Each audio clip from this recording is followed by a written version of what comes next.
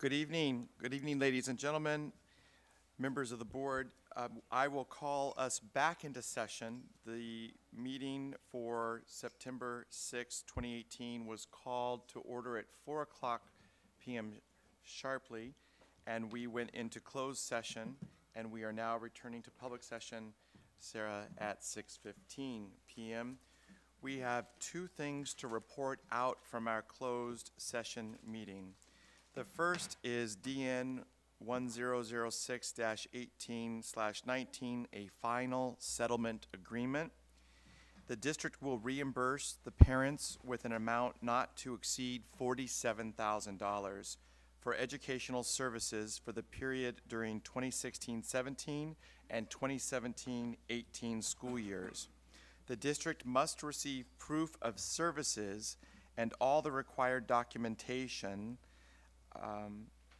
by November 15th, 2018, The district will reimburse attorney fees that may not exceed $14,000 within 45 days once approved by the board and all the required documentation is received.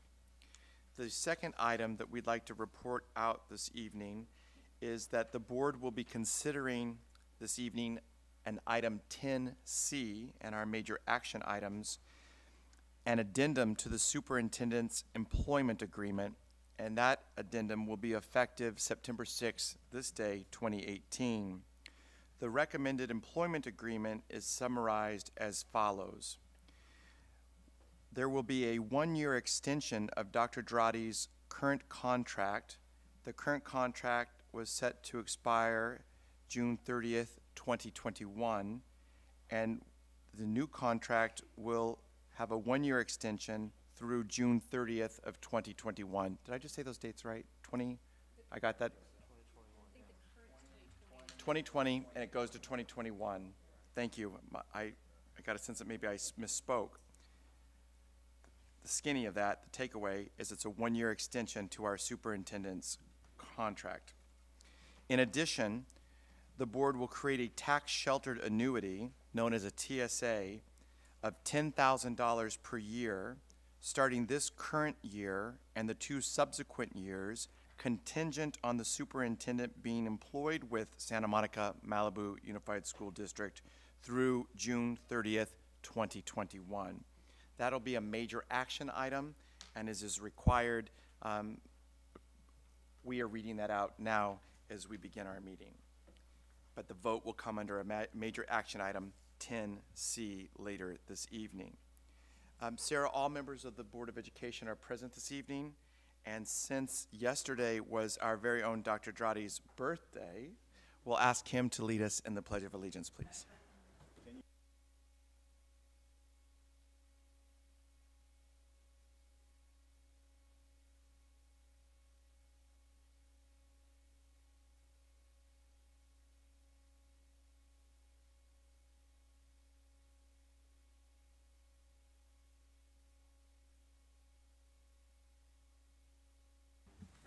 Thank you, Dr. Drotti.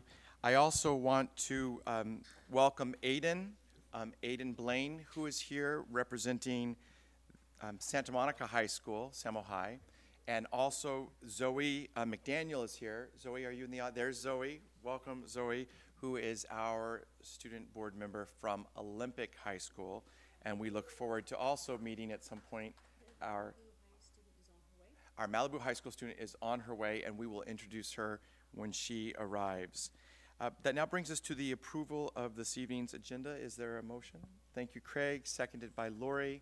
All those in favor of the agenda as presented? Aye. Sarah, that's a unanimous vote of the board accepting the agenda for this evening. We have two sets of minutes this evening, friends, to address. First are our minutes from August 16, 2018, moved by Craig, seconded by Oscar. Thank you. Any corrections or changes that need to be made to those minutes? Seeing Maria's going to abstain as she was absent at that meeting. Both nights. Thank you, Maria. And so the first set of movement minutes for August 16, all those in favor signify by saying aye. And there's only one abstention. No. You got to give me a chance to abstain too. Oh, yes. I wasn't there on the 16th. Yes, thank you, Lori. Thank you. 2 abstentions. Yes. I mean, the Roberts Rules actually does not require an it abstention doesn't. if you were not there for the meeting. So Yes, in it theory, doesn't. we could cut all that out and just Oh. in the future, just roll if we wanted to. I like just rolling, that'd be good. All Well, right, so let's move to the I yes. don't, I'm just gonna say, I know that you can do that, but I'm not comfortable saying I know what happened there, because I wasn't there, and I have not yet watched the meeting. Okay. Duly noted, we will not roll. We are now moving to, scroll. We'll now move to the minutes, the consideration of the minutes from our August 29th meeting. Are there any persons who would like to announce that they're going to not vote on those minutes? It's moved by Craig, seconded by Lori. Maria's already noted that she will abstain. She was not present for that meeting. All those in favor of approving the minutes from our August 29th, say aye. Aye. Opposed, 0, and 1 abstention. Thank you, Sarah. And Dr. Droddy, that now brings us to our study session. At this time, I'd like to bring up Dr. Jacqueline Mora to lead us in this presentation. Thank you. Thank you so much. And I would like to introduce Ms. Bertha Roman and our EdTech team, our EdTech TOSES, to join us at the podium along. And I know we have Ms. Ruthie Mangle here as well, who will be guiding us and facilitating the conversation around our digital learning plan.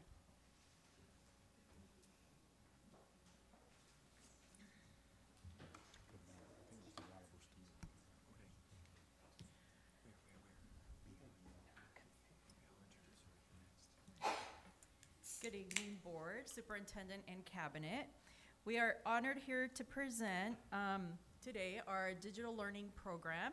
I have with me, or we have our EdTech and IT team here to share this presentation with you. I'd like to just introduce them. Dr. Moore already introduced Sherry Hinding, Ariel Gleicher, and Ms. Ruthie Mangle. She disappeared? Oh, okay. I'm sorry. I lost the visual. Apologize. Freaked out a little. Before we get started with the program, with the actual details of the program, I'd like to take the board or just reiterate a few of the ideas behind the reasons or the purposes of this program. One of the reasons for the program is we would like to prepare our students for, the current century so that they can become worldwide learners and for them to be future ready to become global citizens. One of the terms that was mentioned during last week's board meeting was the 21st century term. We have since then, and thank you to the board members for bringing this up, we're moving away from the utilization of 21st century skills to more of a future-ready classroom, which I think will address most of the, the new technologies, the innovations that come in with the new classrooms designs that we have planned for our schools. Before we start that, I'd like to kind of review some of the models in learning with technology. The first model here is called the technological pedagogical content knowledge model. This model brings into place that the content, which is what you teach, and the pedagogy, which is how you teach, must be the basis for any technology that you plan to use in your classroom before thinking even about just the utilization of technology. The happy medium, therefore, is in the center of these circles, which is when you're embedding these three concepts and then utilizing that technology to enhance the learning. This model was presented by Marcia Kohler in 2006. The next model, which focuses directly into this little section here, so focusing on the technology portion right there, can then be subdivided into what we're calling then the SAMR model, which was created by Dr. Puentedura in 2006. Before going over this model, I'd like to present you with a quick video just to give you an overview of the model, and then we'll go into that model a little bit deeper. You wanna click? Okay, we all know that using technology in school can help students learn. But how can our teachers reflect on how effectively they're using technology? Well, that's what this model is for, the SAMR model. It's kind of like the Bloom's taxonomy for educators. It was created by this guy, Dr. Ruben Fuentedora, who believes that using technology allows us to think differently and perform new tasks. After all, if we have today's technology, then why teach like we did 20 years ago? There's 4 different levels and 2 different sections in SAMR. Let's take a look at the first level, substitution. This is where the technology used acts as a direct substitute. Let's take the task of persuasive essay writing. I could write an essay by hand, or I could type an essay using the basic features of a word processing program. The task is the same and there's no functional change. The technology is being used as a substitute. Lots of teachers start out at this level, but don't worry, because substitution is not a bad thing. Even the best teachers visit this level from time to time. The next level is called augmentation. This is where the task is still the same, but the tech allows for some sort of functional improvement. So instead of writing our persuasive essay on paper, we can use a program like Google Docs. With this software, the task is still the same, but the unique features of a collaborative document provide some functional improvement. In both these levels, the technology is used to simply enhance a lesson. This technology may make tasks more efficient, but it's not likely to make a big difference in future outcomes. Most learning takes place above the line, and it starts with modification. Here, the technology is used to provide a significant task redesign. So instead of simply writing an essay, a student can publish a WordPress blog using text, embedded videos, pictures, and other web links to convey their argument. The audience is no longer just the teacher either. It's the entire world.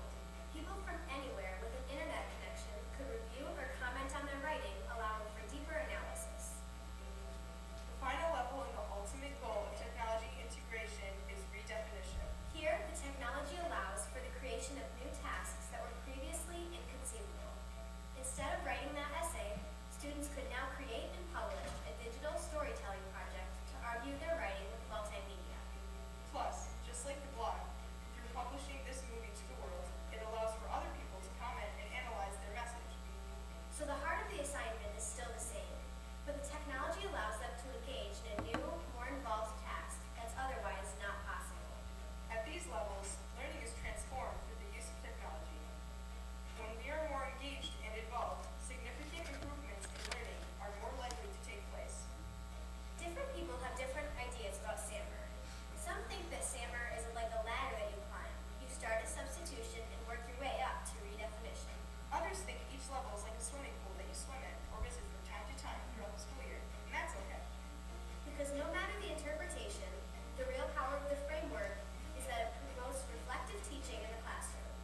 What you do, why you do it, and how it helps learning.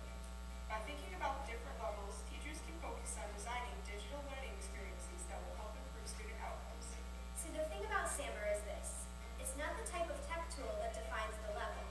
It's how the individual teacher uses it in their lesson. So whether you're substituting or redefining learning, Remember, the ultimate outcome for integrating technology should be simple. Maximizing student success. Want more information on SAMR? Check out these links.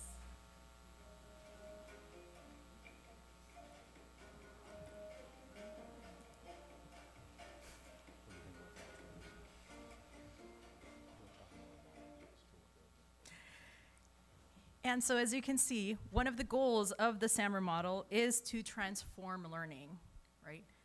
So going from that traditional teacher-based approach more to a student-based centered approach where they're creating content. So the next few slides will take you through a few of the contents that we're already implementing within our classrooms within the different ranges.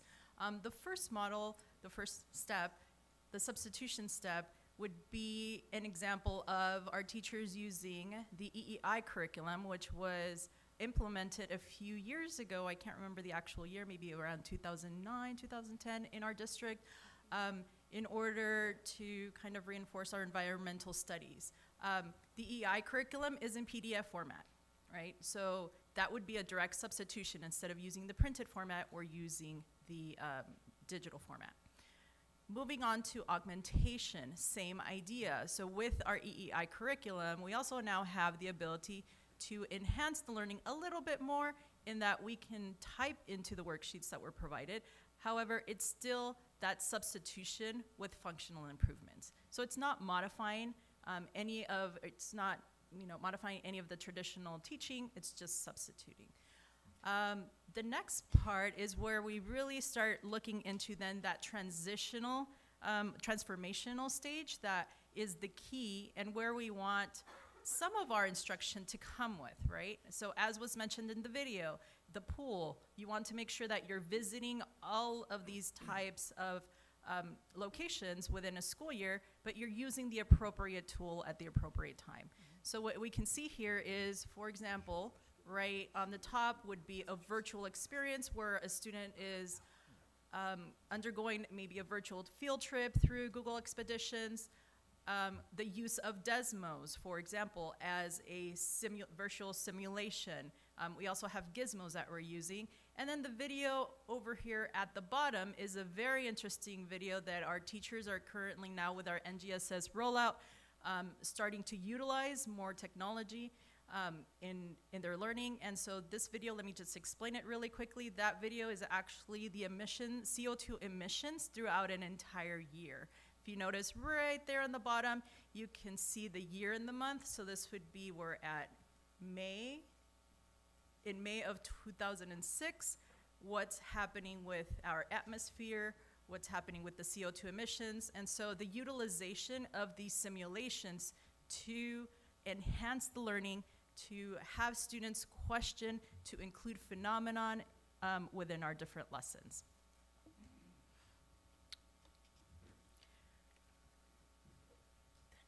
Can you click on the next slide? Sorry. Continuing with the environmental focus, for example, in the redefinition phase, we can focus on a project such as designing and constructing an eco house. In this case, we would bring in things like 3D printing, right, like these little models at the top, or more of a STEM-ish project at the bottom. The inclusion of computer sciences or coding would also be embedded in that as a redefinition. And again, redefinition is the creation of new tasks that were not possible when we did not have technology available to us. In addition to that, in redefinition, we're focusing on terminologies such as collaboration, creation, designing, composing, publishing, producing, authoring, through the utilization of different tools, right? So it's not about the tool, it's about the process that you're following during instruction. The last model that I'd like to share with you is the tech model. The tech model is a relatively newish model, and this takes us from looking at traditional teaching, which is over here in the bottom, lecture-based, teacher-directed instruction, to a more hands-off instructional framework where students are creating their own learning environments, they're participating, they're driving the learning and their experiences. So we will be working with teachers on that as well.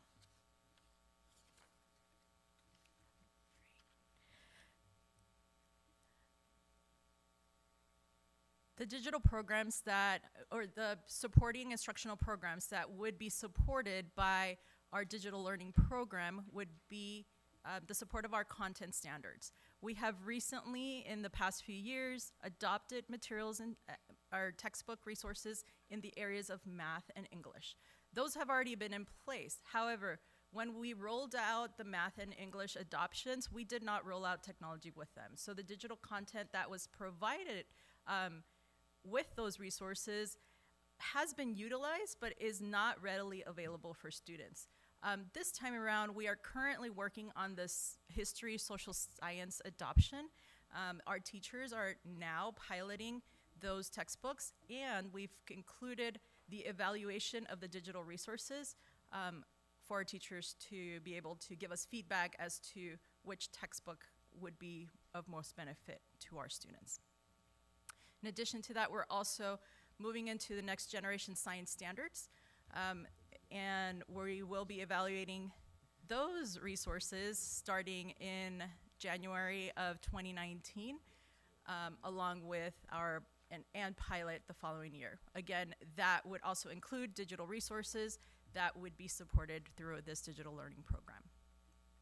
Additionally, we would use the digital tools to provide the opportunities for students to mostly communicate, think critically, and work in highly effective teams, right, through our social justice framework and the universal design for learning. For those that are not familiar with universal design for learning, that is a term specifically for our special education population who utilizes assistive technology to assist in learning. As we saw last week during our board meeting, one of our focuses as a district has been to explore project-based learning in our schools. Technology would be supported in the exploration of project-based learning as it enhances, and I know that you can't really read that very well, but over here is individualized learning. Inquiry-based learning is on the bottom portion of it, and my remote is not working very well, apologize. Inquiry-based learning and interest-based learning, sorry.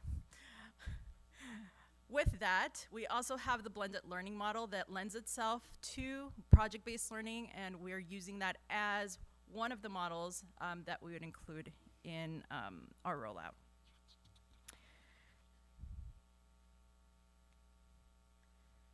In addition to that, we are looking into our learning progression as our students progress from pre-K to elementary to middle school and high school, and the impact that that would have on student learning. The superintendent's group or committee will be charged then with exploring the specialized career paths, such as learning pathways, one of which could be computer science, coding, and other career tech education projects. Apologize. And now I'd like to introduce Sherry Hinding, who will be discussing our blended learning project.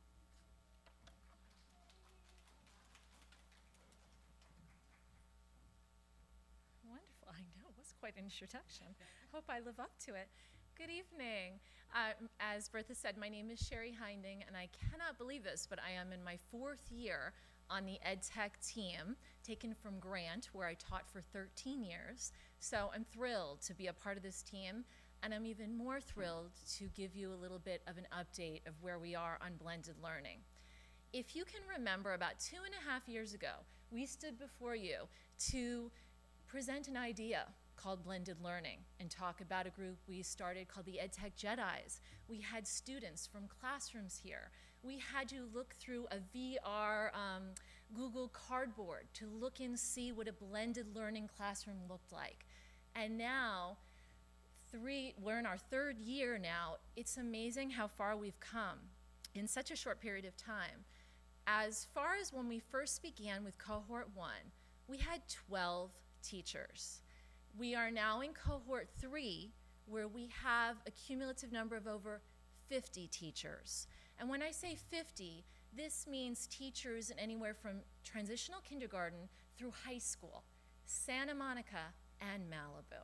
So in only 2 full years of implementation, I'm pretty proud of that, as we should all be. It really speaks to the tremendous work that the teachers have done and everything that we have tried to do as our team to help support, and the devices that we've had that were available for those students to get the work done. So we're really proud of how far we've come in such a short period of time. Blended learning is a model that really ties very closely to, as Bertha just showed, our models of inquiry, interest-based learning. They shouldn't be considered mutually exclusive by any means. In fact, they are all so closely tied together. So it's really just continuing to connect the dots with what we're doing. but really focusing on the student and making it very student-centered. Blended learning, just as a little bit of background, is really about students working at their own pace, along their own path, and in their own place. And as they are going through the activities, we're using adaptive programs. We're using the data we extract from those programs to help target the needs of the students. So with that, that's really giving the teachers opportunities to work in small mini lessons and participate in other activities with and without digital devices. That combination of digital and one-on-one is really so exciting about blended learning. It gives children to really take a much deeper dive into what they're doing and experiencing tasks that are definitely more, getting them more prepared for future ready, opportunities. So we're super happy about that. In the classroom I have here, I'm going to use the fancy spotlight. Oh, it works. So it's a little tough to kind of see, but you can see we have different areas. We have in the spotlight area, there are students constructing models based on what they're learning about perimeter and area. If I go far left, what the students are using, they're using their Chromebooks where a teacher has pre-recorded a lesson on perimeter and area, then disseminated through Google Classroom. So they're taking that and then they're constructing their models, which they call mini houses. This is taken from a classroom at McKinley Elementary. What I really love about this picture, and it's better just to see it as a whole, is can you spot the teacher? No. Which is what I really love, because we're used to what we've seen as a more traditional approach, where the teacher is delivering. This is where the teacher is immersed in the learning, and she's actually providing a mini lesson in the center.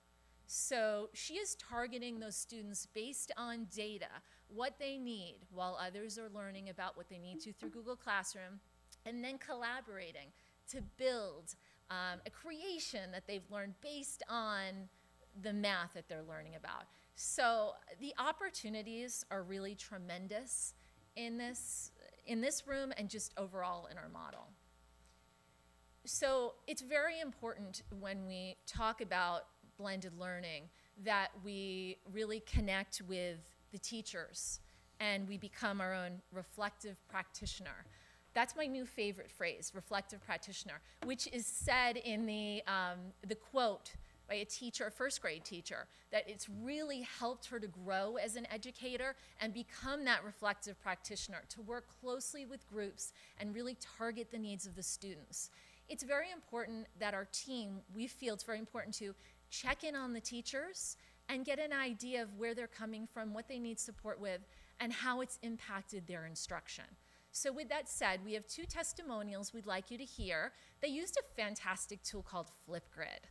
Flipgrid amplifies voice. Think about what that can do for students and for staff. When we introduce a tool as an ed tech team, we love to introduce it as a whole. So all teachers are able to speak the same language, if you will. We can communicate. I've used Flipgrid, so have I with this. It's across all content areas and across all grade levels. It doesn't matter. But we'd like to let you hear how it's impacted a teacher from Grant Elementary School, a 5th grade one, and then we'll hear from a teacher at Lincoln Middle School, Rose Mo. So if you could play the first one. Oh. Can you click on that? Hi, I'm Susan Croft, a 5th grade teacher at Grant, and I really appreciate the opportunity to implement blended learning into my classroom this year. For a lot of my teaching career, I've been a whole group type of teacher and never really was that organized in having students working in small groups. I would have many days where I didn't meet directly with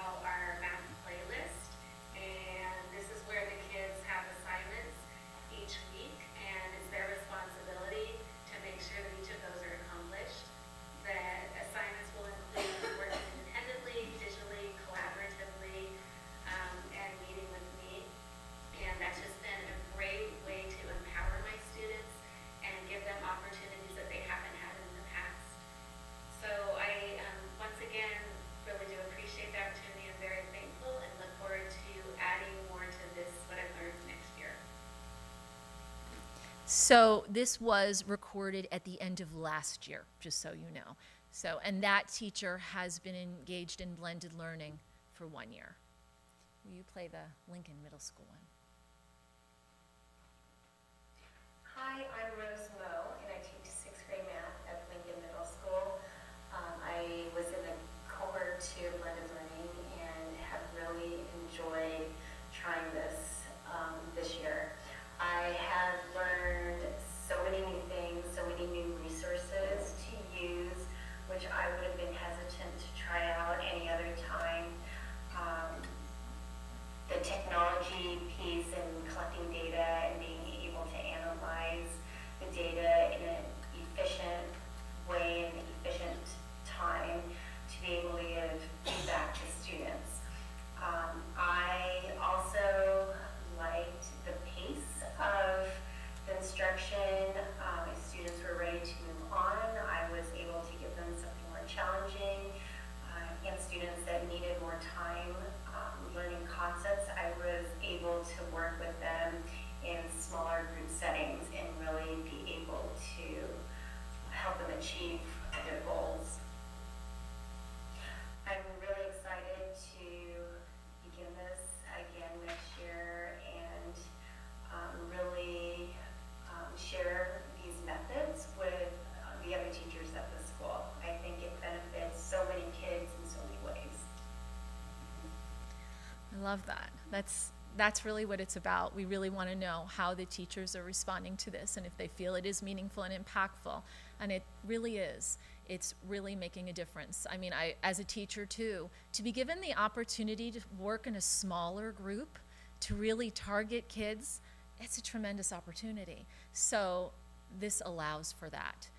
As important as it is to always reflect on where the teachers feel, we feel it's equally as important to reflect on where the kids are, how they feel. So if you remember the last time we were here and stood before you, we had some students from Will Rogers, and they mentioned a stock market game and taking it to levels that I didn't know about as far as purchasing stocks and what they knew and the tricks, and also the game of life, where it's really very inquiry-based, where they are given a question, and if you were given this money and you had to live in Santa Monica, determine your rent and your food, and it really opens up the possibilities. So the students really love the opportunities that blended learning can give to them because teachers are able to give these projects, and it's still very meaningful. It's still targeted. It's still tightly connected to pedagogy and standards and content.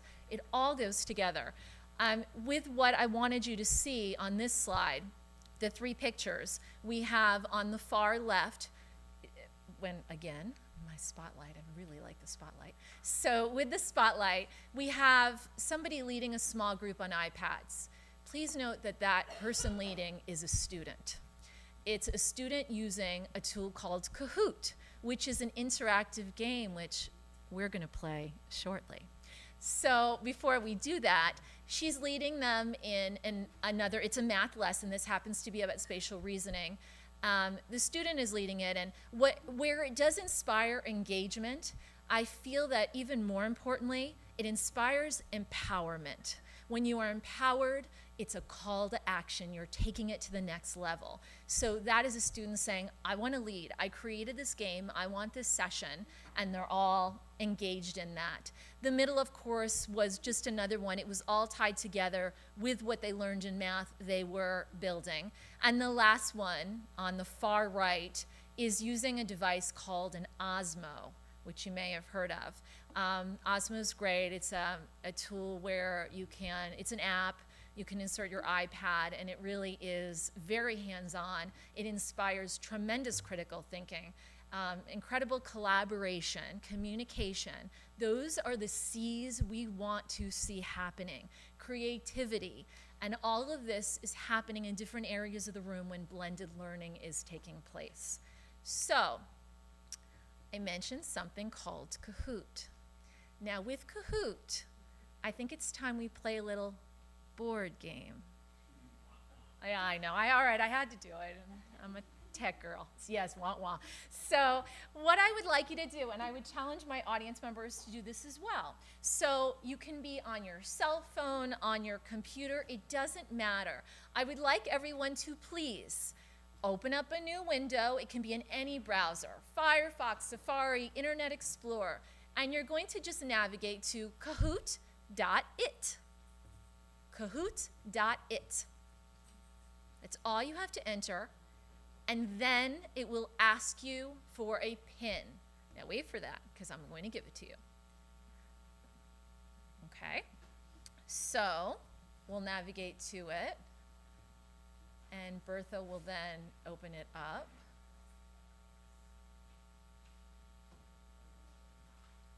That's okay. As we're waiting for it to, here it comes. Okay, and it is coming. It will take a moment to load. If you could please click the classic player one. Your code is coming soon, but don't worry, it's not a race. It's coming. Here we go. So where it asks you for that code or the PIN, please enter 727296. 727296. Now it's going to ask you for your name. If you could give us your real name, that would be great. Because we'd like to see who's going to be the Kahoot champion in this board game. And this is friendly competition. This is about engagement. Good. You'll notice with Kahoot, the names will be represented. We'll give a few more minutes, or another minute, but that's really it. Perfect. Bertha, can you bring the volume down just a touch? Wow. 26 players. Here we go. So Kahoot is a wonderful game where students can create it, adults can create it. It's very interactive, but I want to give you a little bit of a background on Kahoot so you know. You will be asked 5 questions that I've created based on district personnel. And some of those people are in this room right now. Oh, yes. So you'll be asked 5 questions, so know that that's how many we have. Now, the question will flash on the main screen, and then you'll see 4 choices with little symbols, like a triangle, a circle, a square. On your screen, all you will see are the symbols. So it's very important to stay engaged and watch your screen. No pressure. You do have 20 seconds, and it will count down. And we will see after each question who's in the lead. So, are we ready to play Kahoot? I see now we have people moving locations. I see this. Okay. He means business. I will read the question aloud as well, and you'll see the choices. Are we ready to play Kahoot? Bertha, will you please press start? Are you ready? Here it comes. Question 1. What year did Dr. Mark Kelly begin his career in SMMUSD? Oh, Bertha! Is it 1995, 97, 99, or 2000? 5 seconds. And the answer is, let's hope it's correct, 1999. Excellent. Let's see who's in the lead. You can go to next. Richard is in the lead. Fantastic. Let's go to the next question, please. How old was Dr. Drotti when he arrived to the United States? Was he 8, 9, 10, 11? It's also about speed. Let's see how we answer this one.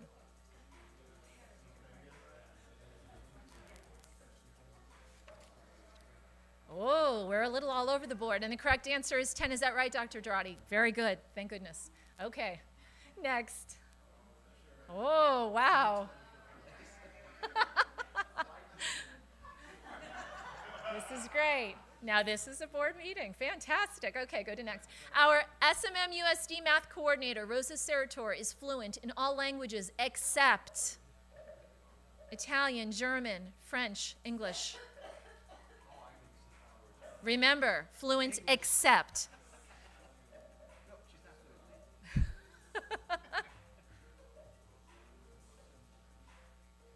2 seconds.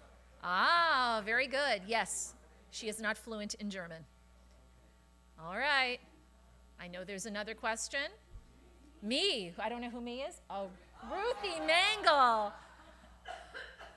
No, Ruthie. Samo High's Dr. Antonio Shelton has a teaching background in algebra, history, chemistry, or film.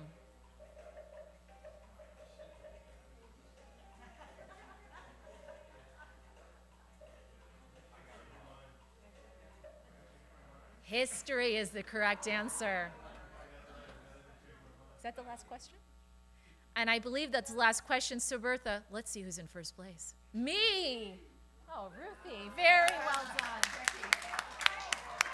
Oh, I'm sorry. Dr. Irene Gonzalez Castillo began her SMM-USD career in which position? I am so sorry, Irene. Is it a second grade classroom, reading specialist, special ed IA, or site technician? I apologize, Irene. Let's see where she first began. She began as a special education instructional assistant. Now, I think that actually is 5 questions. Will you go to next? And the winner is me. Me. Congratulations. We have, wow, a close second. We have Dr. Moore, it looks like, and somebody who called themselves tired. Okay. So hopefully that promoted a bit of engagement. So then just moving on as I conclude my portion. A big portion of blended learning is about, like I said, path, place, pace. I love that. I'm hearing someone say it's fun. It should be. It really should be. So one of the pieces of blended learning is place. And place really speaks to a flexible learning environment, something I know that was discussed in the last board meeting. And I am so, so, so thrilled to introduce our other EdTech TOSA who's joining our team this year for the first time, Miss Ariel Gleicher from JAMS. So she will speak to the flexible classroom. Hi, it's nice to meet you guys. It's my first board meeting, and I didn't know there were going to be cameras, so I'm not really prepared for this, a little stage fright. But I can speak a little bit to my classroom because last year I was part of the Blended Learning Cohort 2. This picture is actually of my classroom. These are my students. Ooh, let's see how this works. No, not working. Still no. It's okay. I was just going to point out the stool in the front, so it's okay. But as you can see in the back, there are 2 students working at the individual desks, and when I got to JAMS, I had all individual desks, and when you have 34 students in the class, it really fills up the space. And so when I knew that I was going to be implementing blended learning last year, I wanted to find a way to not only maximize the space in my classroom, but also provide seating options for my students that were really conducive to their learning needs. So what I did is I made a donors choose. I don't know if you're familiar with that, but it's basically a website where you can request donations from community members, sometimes parents, and amazing people in this community. And Chevron actually donated those tables to my classroom. I had 3 of them. And then through the blended learning funding, I was able to purchase those stools like that little blue one in the front.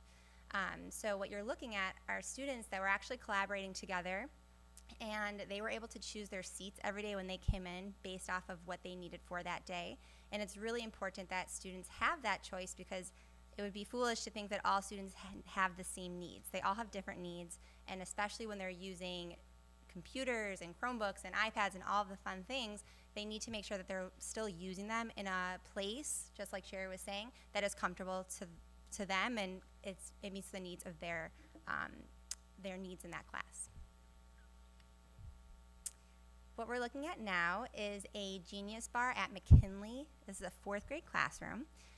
We love this picture for a few reasons. The first reason why we love this picture is because not only do we see students being able to stand up and have that choice, but it clearly creates a spot in the room that shows like, hey, this is the genius bar. When you're here, you're a genius. And students really own that, and they get excited about that, and it makes them feel special, and it really provides, you know, long-term goals for them. Maybe one day they want to work at a genius bar, they want to work for Apple, and that starts now, that starts in our classrooms, especially even in elementary school.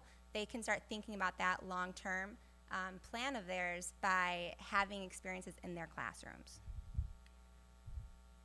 Now we are looking at flexible seating options in a kindergarten classroom at John Muir.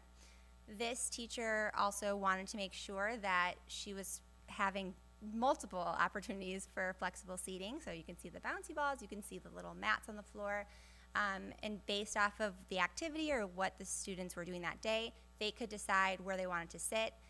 They could take those little stools back to their tables. The tables are really low to the ground, and they can work on computer devices there or their iPads there, or they could take their iPads to those bouncy balls and, you know, work from there, just really depending on what they needed. And students enjoy it, and they have fun, and it's really what learning's all about. And then last but not least, we have a picture. This is a Samo High classroom. And in this classroom, you can see there's a lowered table with cushions behind it. And it's important that even in high school that we're providing flexible seating options for students, because realistically, after high school, hopefully they go off to college, and in college they have to learn to choose environments to study and to work in that actually work for their needs. So it's great that we have high school teachers that are supporting that by providing different types of seating arrangements in their classrooms, especially when there are upwards of 30 plus students in a given class. They should still be able to find their place in their classrooms. So we're really excited that our blended learning teachers are providing that space for them. And back to Bertha.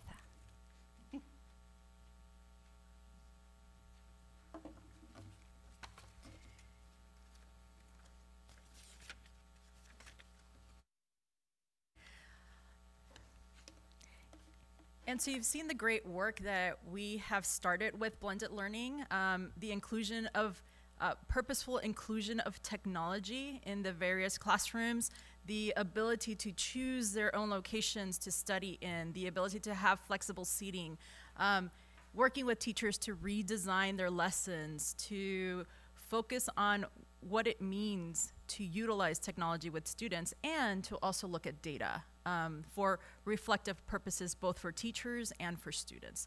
So we've started this work with blended learning. With the digital learning program, we have the ability then to continue this work and to provide devices, the professional development, and the technologies equitably throughout our district, from students that are in pre-K all the way through their senior year in high school. So the digital learning program would integrate just that, the mobile devices, providing professional development for teachers, and along with instructional support, in addition to providing digital citizenship through Common Sense Media, which we'll address in a different slide.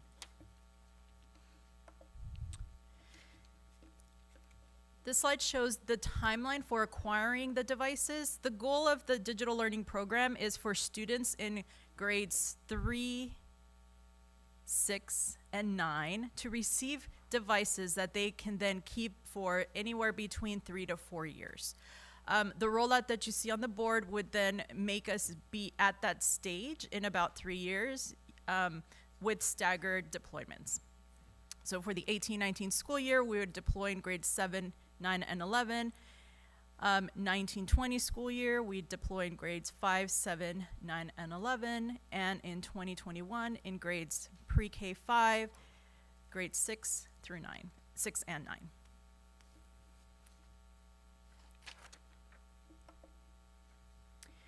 9. To discuss a little bit about the professional development, we understand that the key to rolling out devices is to providing just-in-time professional development. So as part of this program, we would be including professional development that would encourage teachers to become Google certified teachers, to learn the tools that students are utilizing in the classrooms.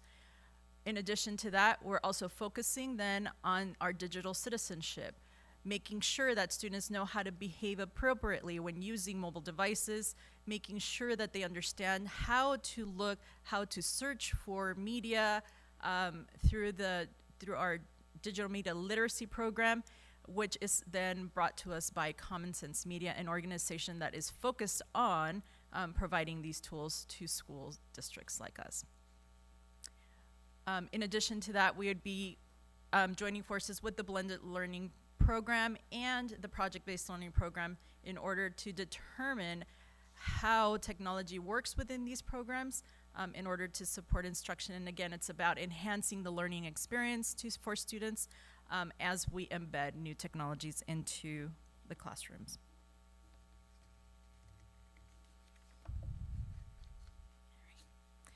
I'd like to introduce Ms. Ruthie Mangle from our Director of Information Services. Good evening. 3 years ago, I stood before you and we talked about the upgrade of the infrastructure. And it is because you allocated money and you believed in the vision that I stand before you and tell you that we are prepared to do this as far as our infrastructure is concerned. We have a wonderful data center. We have a brand new MDF at Malibu High. We are prepared to do this. And I want to thank you because you believed in our vision. We believed that you were going to stand behind us when we told you about what we wanted to do. And because you allocated money, everything that's been talked about tonight, we can do it. And I just want to thank you because it's not many districts that can say that you've allocated this kind of money and support for technology, and you have, and thank you. What I want to ask is that you ensure that we continue to have the resources that are needed so we can continue to do great things for students. We want to make sure that we always want to be able to say yes. We always want to be able to say whatever vision you have that we can do it. So thank you for continuing to support our projects, continue to allocate resources, continue to allocate everything that is needed to make sure that our students have what we needed. And again, thank you.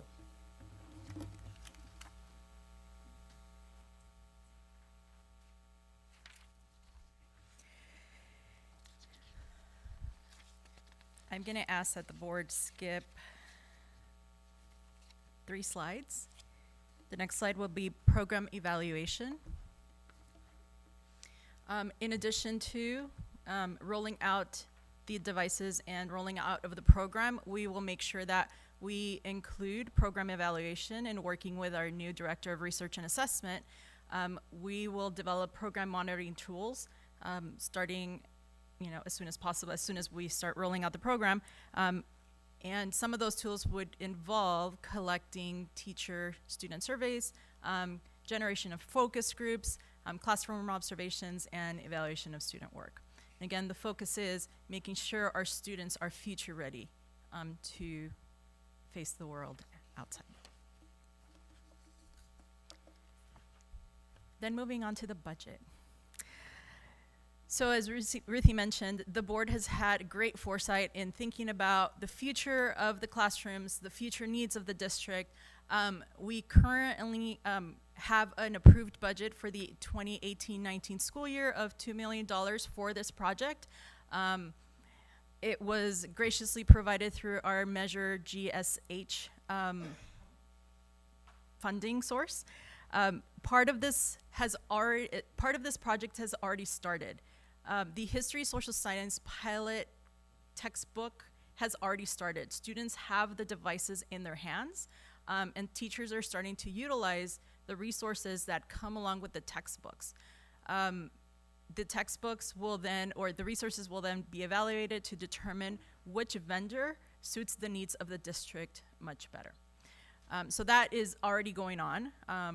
In addition to that, the program would include an allocation for professional development for all teachers for all staff, including our technical support staff. So we want to make sure that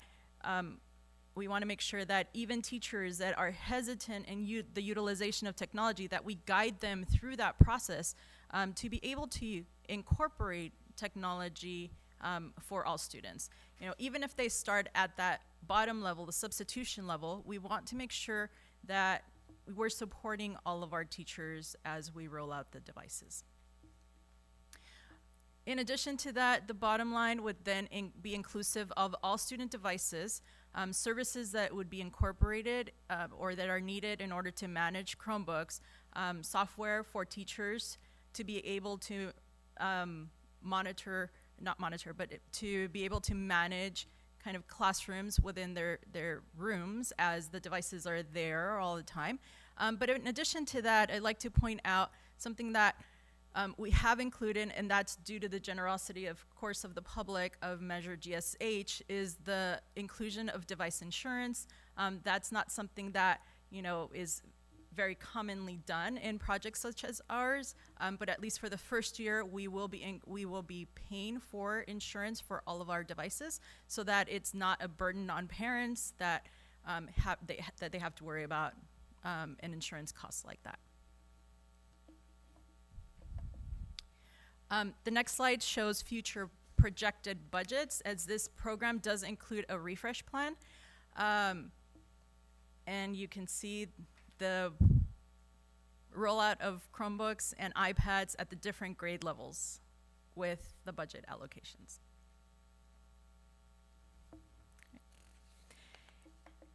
And lastly, of course, as I mentioned, the funding is provided through Measure GSH, which was passed in November of 2016. For those of you not familiar, Measure GS was the measure that designated the purpose for the funding, and GSH was the approval of the funding for our schools, or our school district. And a great thank you to all of our communities of Santa Monica and Malibu, and of course to the Board of Education for allowing us to move forward with this project. Bertha, thank you so much. Would you allow us one diversion here? We have a time-stamped item for 7 p.m. this evening, and the rules say we have to address that within 15 minutes of the timestamp. So we'll move to it, and then we'll come back to you to congratulate you on the presentation and the plan, and also to ask questions and have a bit of discussion with you. Colleagues, we'll now move to major action item number 10A, which is a public hearing, the negotiation proposal for the Santa Monica Malibu Unified School District and School Employees International Union, Local 99, also known as SEIU.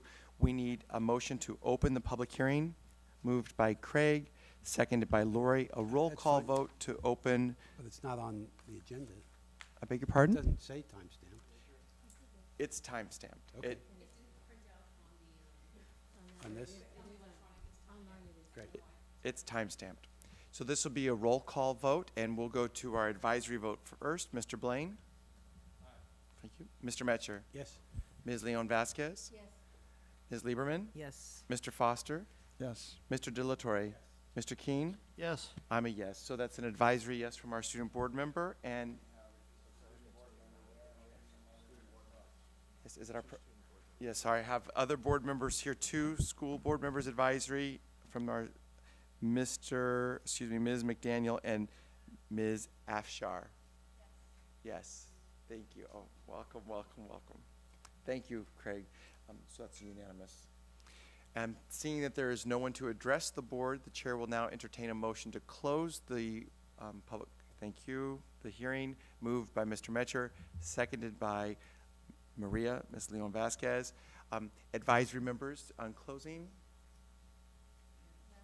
Thank you. Mr. Metcher? Yes. Ms. Leon Vasquez? Yes. Ms. Lieberman? Yes. Mr. Foster? Yes. Mr. De La Torre? Mr. Keene? Yes. And I'm also yes. It's another unanimous vote. And now we'll move back to Bertha and her team. Thank you for allowing us that moment.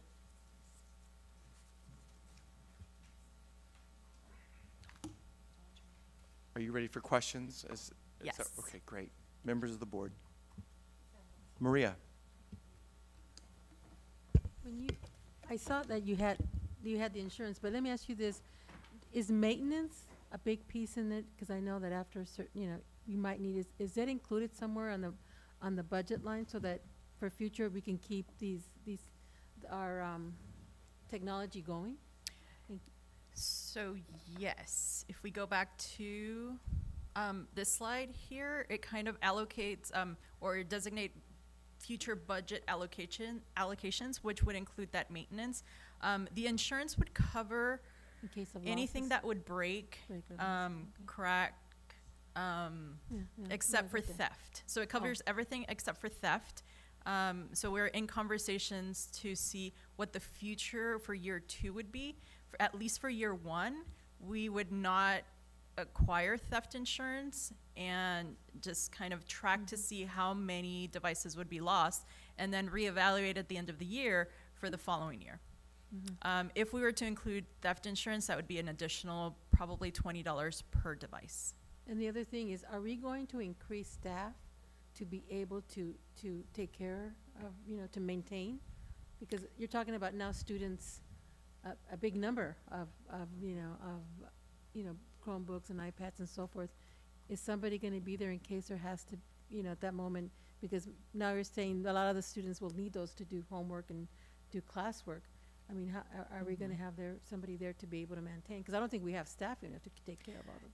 That's another reason why we decided to roll out slowly. So the first year, we only have 3 grade levels that would be rolled out. Let's see where did mine? So is it built in the budget? Let me ask you this. I guess the question So would be, it's built in the budget? additional staffing is not built into the budget. This would just be the budget for the program itself.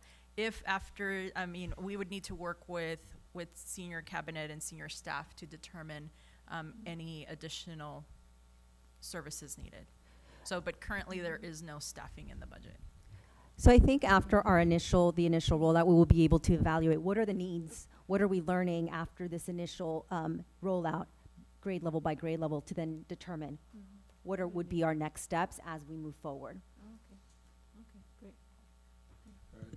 So as we proceed and roll this out, there are companies that the Ed Services Department is going to look into that have supported school districts in rolling these things out. We're going to seek their understanding as well. Possibly, if we don't contract with them, we'll at least have conversations with them to see if there was a need for staffing and how much and why and all that.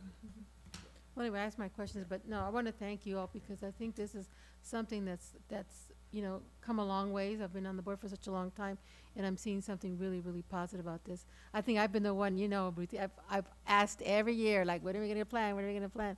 And so we're seeing this, and this is wonderful, because I think for the first time we're seeing the collaboration between the tech and our Ed Services, which is, they have to go hand in hand, and we have a plan. Yay! So thank you. Thank you. It's very good. Thank you, Maria. Ralph? Thank you all, team. I guess one is just to support Maria's comments about, even when you have the new devices, is just making sure they're all working, helping, staff and students who have issues with them. Some of them, software may not work, so we do need to figure out what we're gonna do and what our personnel needs are for that. So correct me, Bertha, is how this works. So this year, we're going to buy new devices for grades 7, 9, and 11? And that's for all students in those grades? Yes, that would be for all students in those grades. And so then next year, you also have grades 7, 9, 11. What, if you go back? I'm missing a slide for some Go the other reason. way. Keep going. Keep going. Oh, okay. There you There go. it is. Okay. Yes. So let me explain this slide a little bit further. So in grade 7, so for example, a 7th grader in 2019, next year they would be 8th graders, right? So that Chromebook that they receive in 7th grade would move with them to 8th grade. So therefore, we have a new batch of 7th graders. So we would need to buy Chromebooks for 7th graders. And how many, so then so they'll keep them 7th grade and 8th grade, and they will get a new device in 9th grade. So the goal is that students receive a Chromebook in grades 3, 6, and 9. That would be the ultimate goal. And they would keep them for 3rd, 4th, and 5th. 6th grade, they get a new one, 6, 7, and 8. And then 9th grade, they get another one. 9, 10, 11, and 12. We've moved to all Chromebooks, because I thought when we did this a number of years ago, isn't our first set we bought Chromebooks for primary, was it iPads for It middle was school? so when we did the and SBAC laptop. Measure ES SBAC 1-to-1 program to support our testing, we did Chromebooks for grades 3 through 5, and we did laptops for grades 6 to 12 English classrooms. So 6, 7, 8, and 11th grade English classrooms. However, we're finding that, first of all, Chromebooks are less expensive. We're also finding that a lot of the applications are just browser-based. And so when we have instances such as Project Lead the Way, such as other targeted, very specific courses, then we can provide the more expensive devices for that course.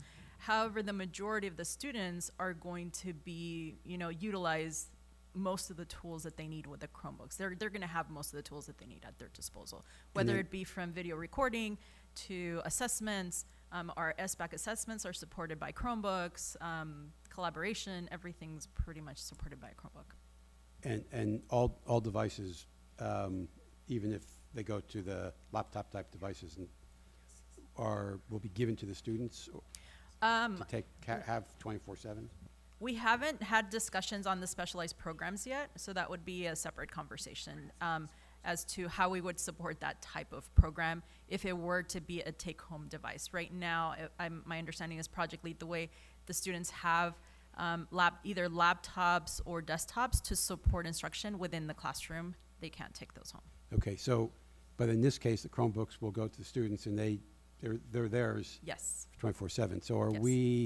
have we also looked into the capacity of in students' homes to, for Wi-Fi and So that is one services? of the next steps. We have reached out, and I know Ruthie can attest to this. We've already spoken to several vendors that provide student hotspots, and we will be looking at that for sure.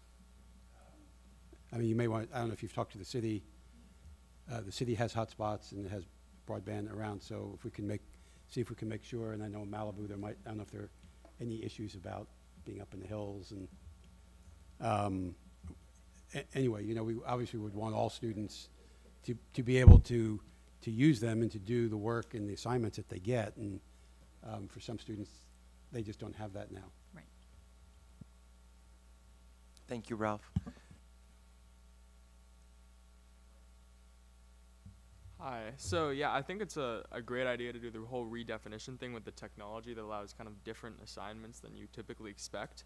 My question would be, for classes like in high school, like mostly 10th, 11th, and 12th, how would the whole redefinition with technology instead of traditional assignments align with the whole like AP testing and the whole AP test at the end of the year that is usually like nationally, like it's the whole test across the nation? So how would like different tasks, like for example, instead of writing a claims evidence essay, how would the redefinition with technology kind of adapt to the AP test and kind of work in with all of that? And so we're currently undergoing professional development with teachers, especially, for example, in the sciences, right? I know that, for example, AP chemistry is the hardest probably AP test that you can take at the high school level.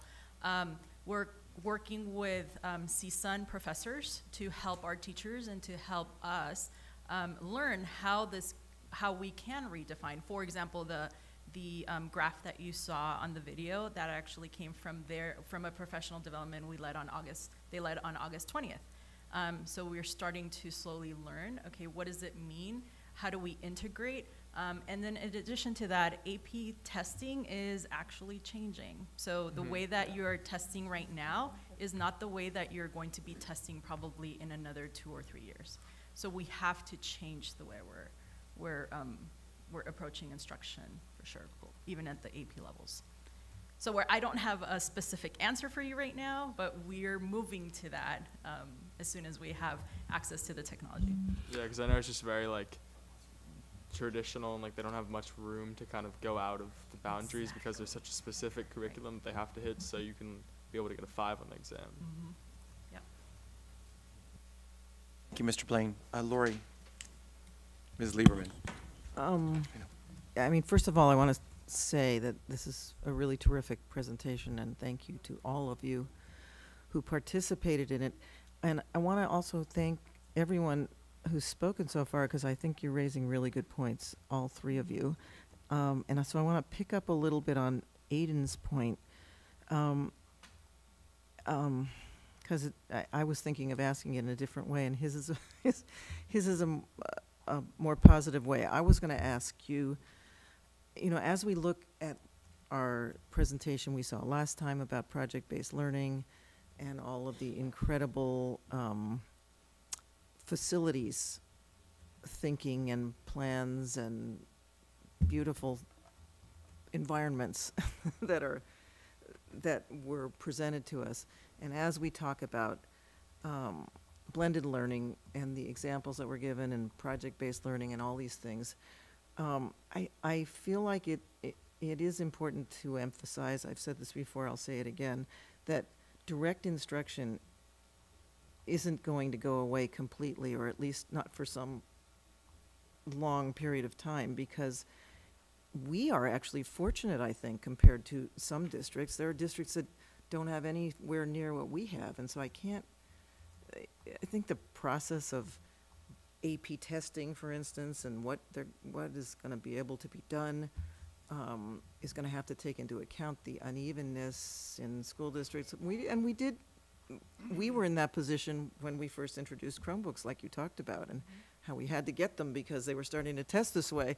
So everybody's going to be in this process together in a certain way, but some districts are going to be better prepared to deal with this. And so I think some of this presentation is, I think,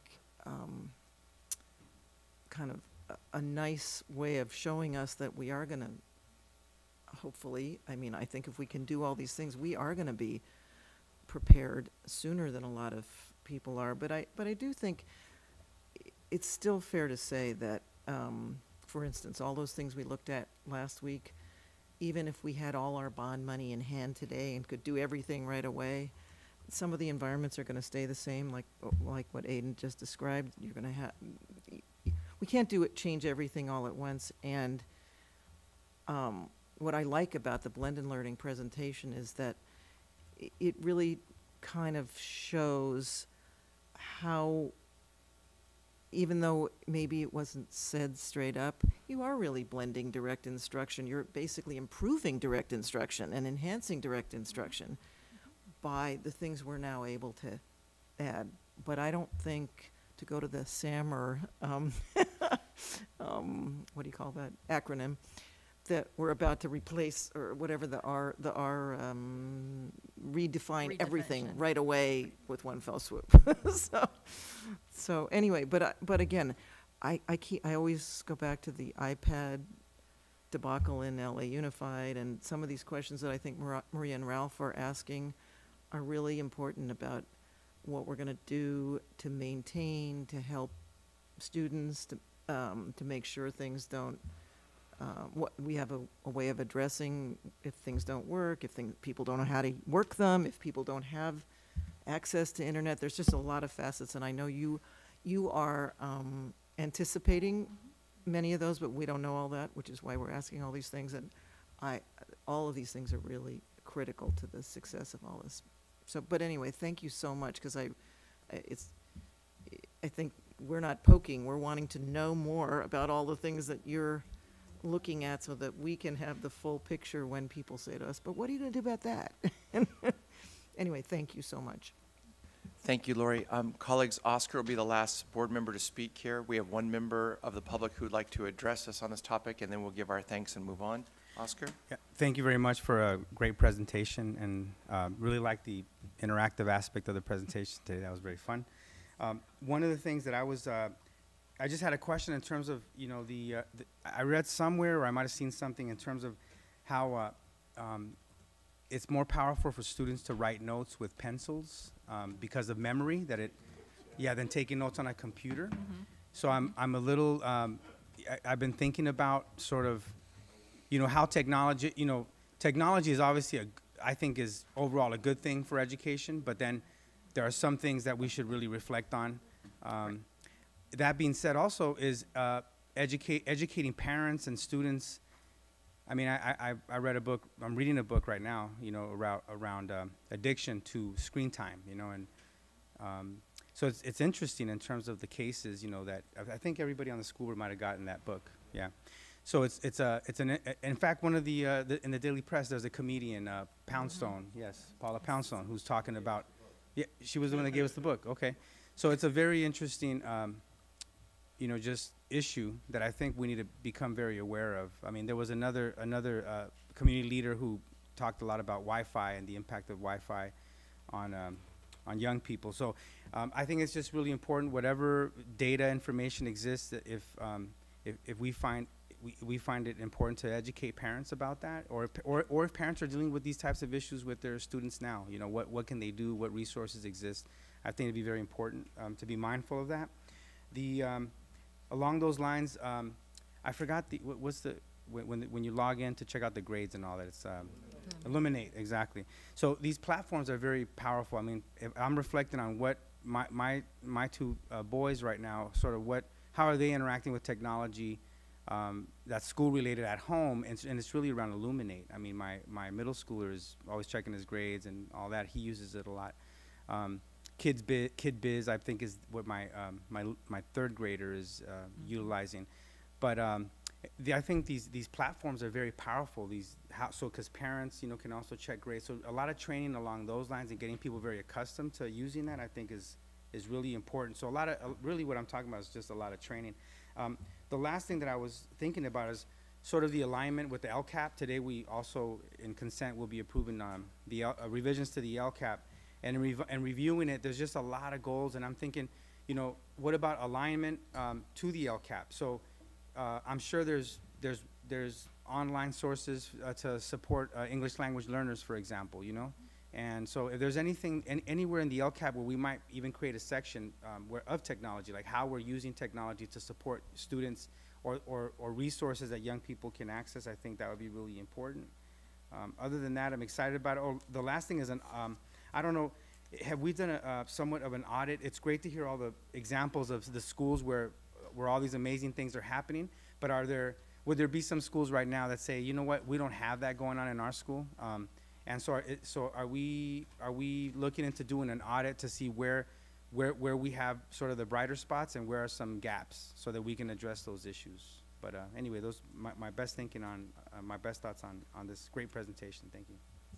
Thank you, Oscar. Mr. Blaine again, and then I also want to give an opportunity for other student trustees if they have questions. Just relating to what Oscar said really quickly, like I know specifically, like as a student who's in high school right now, like when I take notes for history, I find it really hard to learn when I'm typing it on the computer, but when I write it by hand, I take it in much better.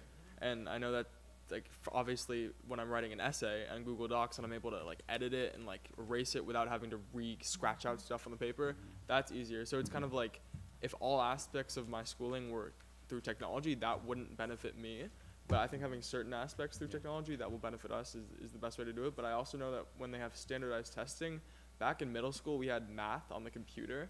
And I know that was really difficult to do it on the computer versus having a pen and paper to write everything out. And they gave us scratch paper, but having the problems directly on the paper made it a lot easier. Mm-hmm. So I think definitely not transitioning all aspects to technology is important, especially for students who learn through writing it out. That's great. Thank you. Thanks, Aiden. Thank you. Are any questions from our other student board members? Thank you. We do have one member of the public. John. Board of Education will now hear comments from the public regarding this specific agenda item. As per the Brown Act, board members may not engage in discussion of issues raised during public comment except to ask clarifying questions, make a brief announcement, make a brief report on his or her own activities, or to refer the matter to staff. Speakers who have submitted a public speaking card prior to the beginning of this item will have 3 minutes to speak. Speakers and members of the audience are asked to refrain from expressions of support or disagreement that would intimidate other speakers or disrupt the meeting. We have one speaker, Ann Thanawala, and you will have 3 minutes. Thank you. Hello, I wanted to say thank you. I was here at the last presentation, and I really enjoyed it. I have a lot of good things to say about this, and then I have some questions. And I wanted to just thank a couple of the board members and our San Juan High student for talking about actual physical writing. I don't know. If I had typed this, I really wouldn't know where to go with it.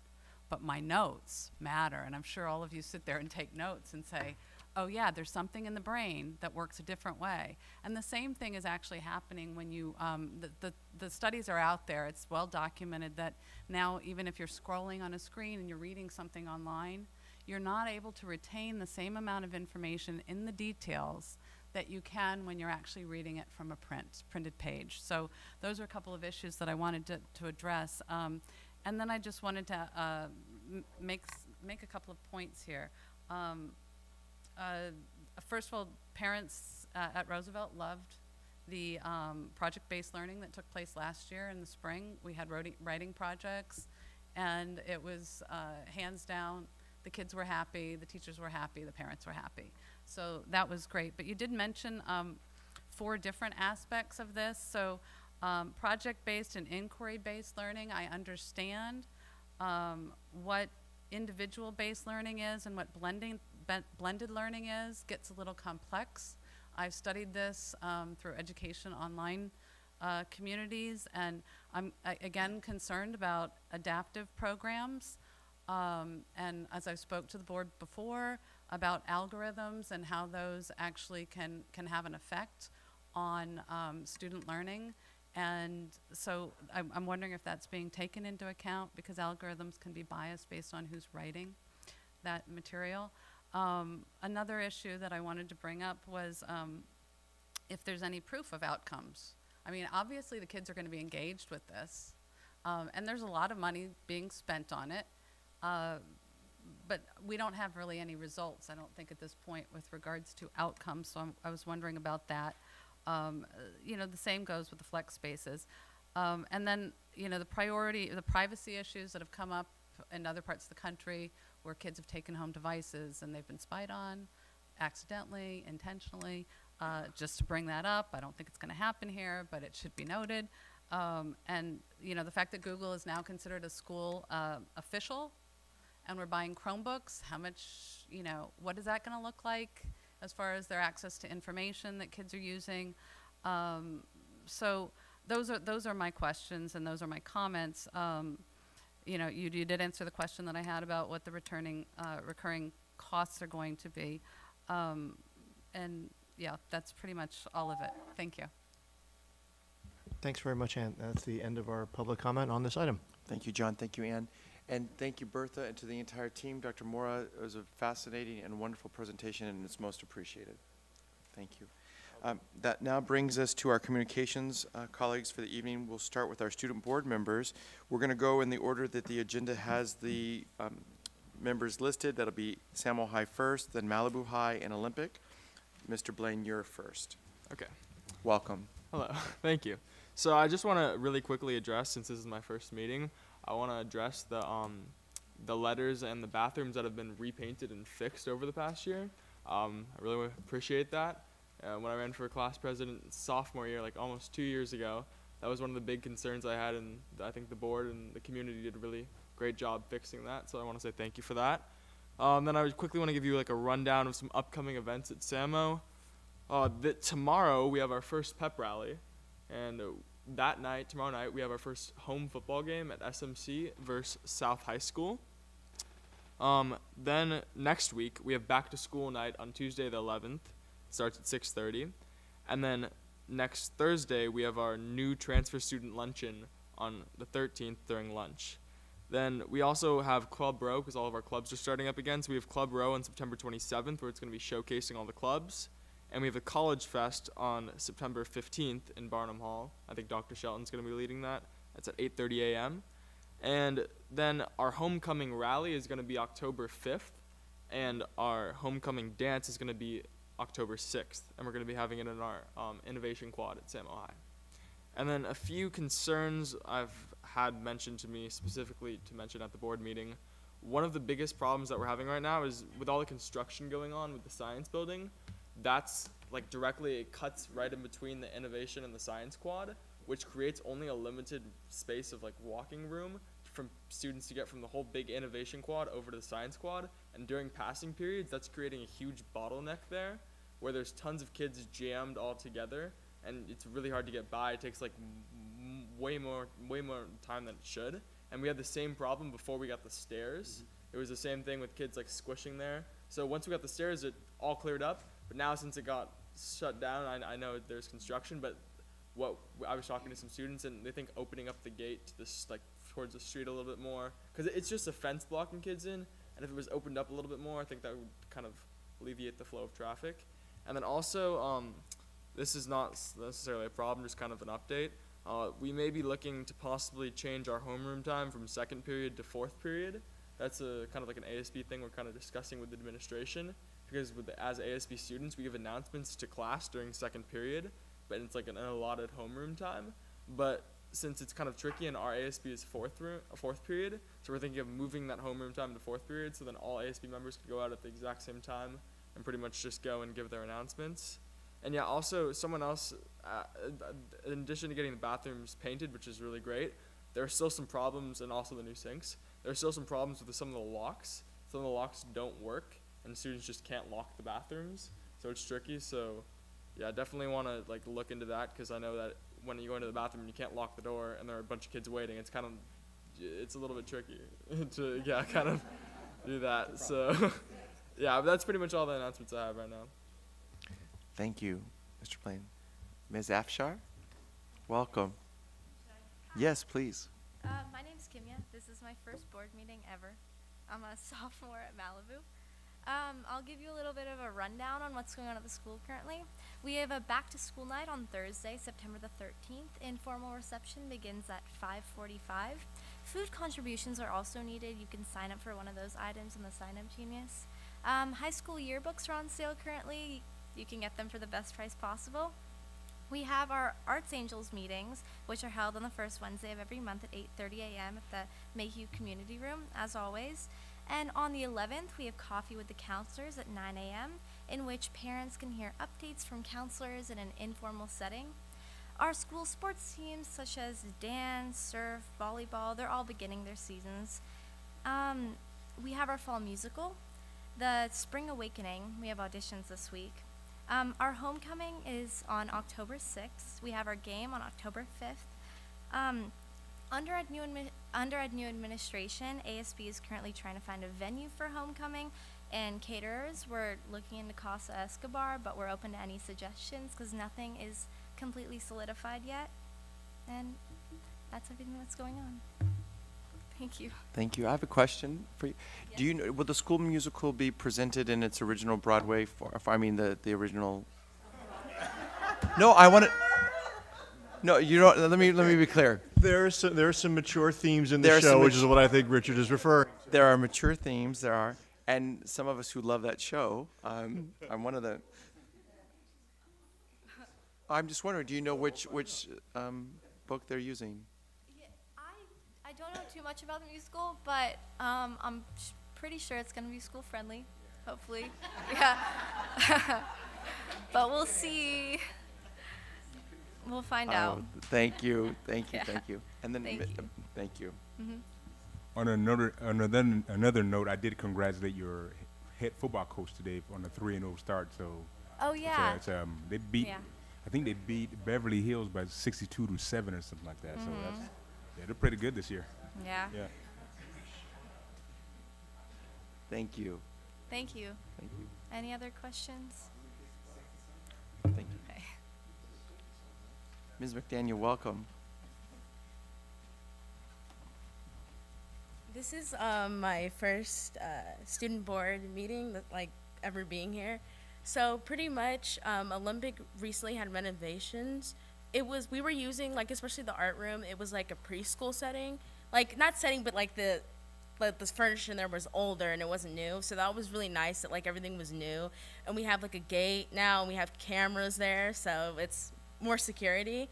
I'm not quite sure when back to school night is. I wasn't informed when it is. I'm pretty sure it's probably next week or the following week after that. A concern to me right now is bullying that's going on in Olympic. It's a small environment, but I've had talked to other students that really don't feel safe coming to school or just don't want to come to school anymore. And I last year experienced that too, so it's kind of a concern of mine. And another positive thing that's happened this year with Olympic is that we're now doing, what is it? We have advisory, and we all meet in a group, and we all talk, and we have a talking piece. But I don't know. I think there's a lot of tension going on, so that's unfortunate. But yeah, that's pretty much it. Any questions? Have you had a chance to talk with Mr. Fuller about any of these concerns? Yeah, or- he's doing his best with it. I think he's going to try to have a historical justice. I don't know how well that's going to work, but he's going to try to get that started. Yeah, just being active like you are and taking that proactive role is going to go a long way. So I appreciate you looking out for people. Yes. Anything else? Okay. Thank you. And I know I speak on behalf of every member of the board that we value you and welcome you and hope to see you at all of our meetings. We want you to keep your school first, yes, but this is an incredible learning environment, so you are welcome here, and we look forward to your participation during the academic year. Yes? Someone also mentioned to me that in the art department, they have no type of air conditioning. They have no fans and no nothing to kind of in their specific building, and apparently it's messing with with how hot it is right now. It's messing with their products and their art and their materials. So someone actually texted me today and asked me if I could mention that tonight. So I want to bring that up to you and see if there's anything that possibly could do about it. Thank you. All right, that brings us now to SMMCTA. Ms. Braff. Thank you. I'm a little cart before the horse right now because things are a little out of order than I would have preferred them to be. But as you know, and as we all know, healthcare is a tremendous, and health benefits are a tremendous problem in the United States today. We've been losing out on Obamacare and a lot of other things. I'm not going to go into all of that, but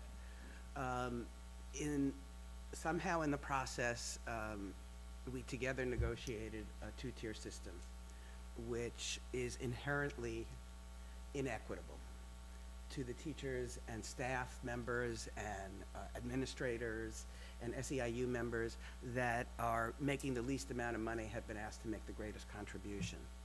And working together with Dr. Tavilder and Jeswin and all of the board members and Dr. Drati, I hope we have reached a way to relieve the pain that's being suffered upon many of us. We never know when our turn will come, you know? We just don't know. And so to know, teachers didn't come into this for money, that's for sure. And one of the things we always depended on, at least for the 29 years I've been here, has been knowing that somehow the school district would take care of me and my members. And so I think it's very important, and I'm very moved, and I very much hope that you can all find it in your hearts to make a positive vote on this issue and help us to relieve the pressure on our administrators, our teachers, and our SEIU members as well. That's something that we all need because we all need health care. And so I just want to really thank everyone, and Mark Kelly in particular, because this has been a really difficult journey, and we really needed to turn it around very quickly. And that's a very hard thing to do in a school district because, you know, we're not a little boat, we're a big ship, and it's very hard to turn us around. So I just want to say thank you from the bottom of my heart on behalf of myself and all of the teachers and members. They couldn't all stay. Some of them were here earlier but had to leave. It's a busy time of year, back to school night and all of that. But I just want to thank everybody for an incredible start and an empathy that I haven't seen in a while, in terms of really understanding what our needs are, and that these are very human needs and they're very basic needs, and we have to satisfy them. So I can't thank you enough for doing this, and I hope you do. Thank you, Ms. Braff. Ms. Carty McNeely.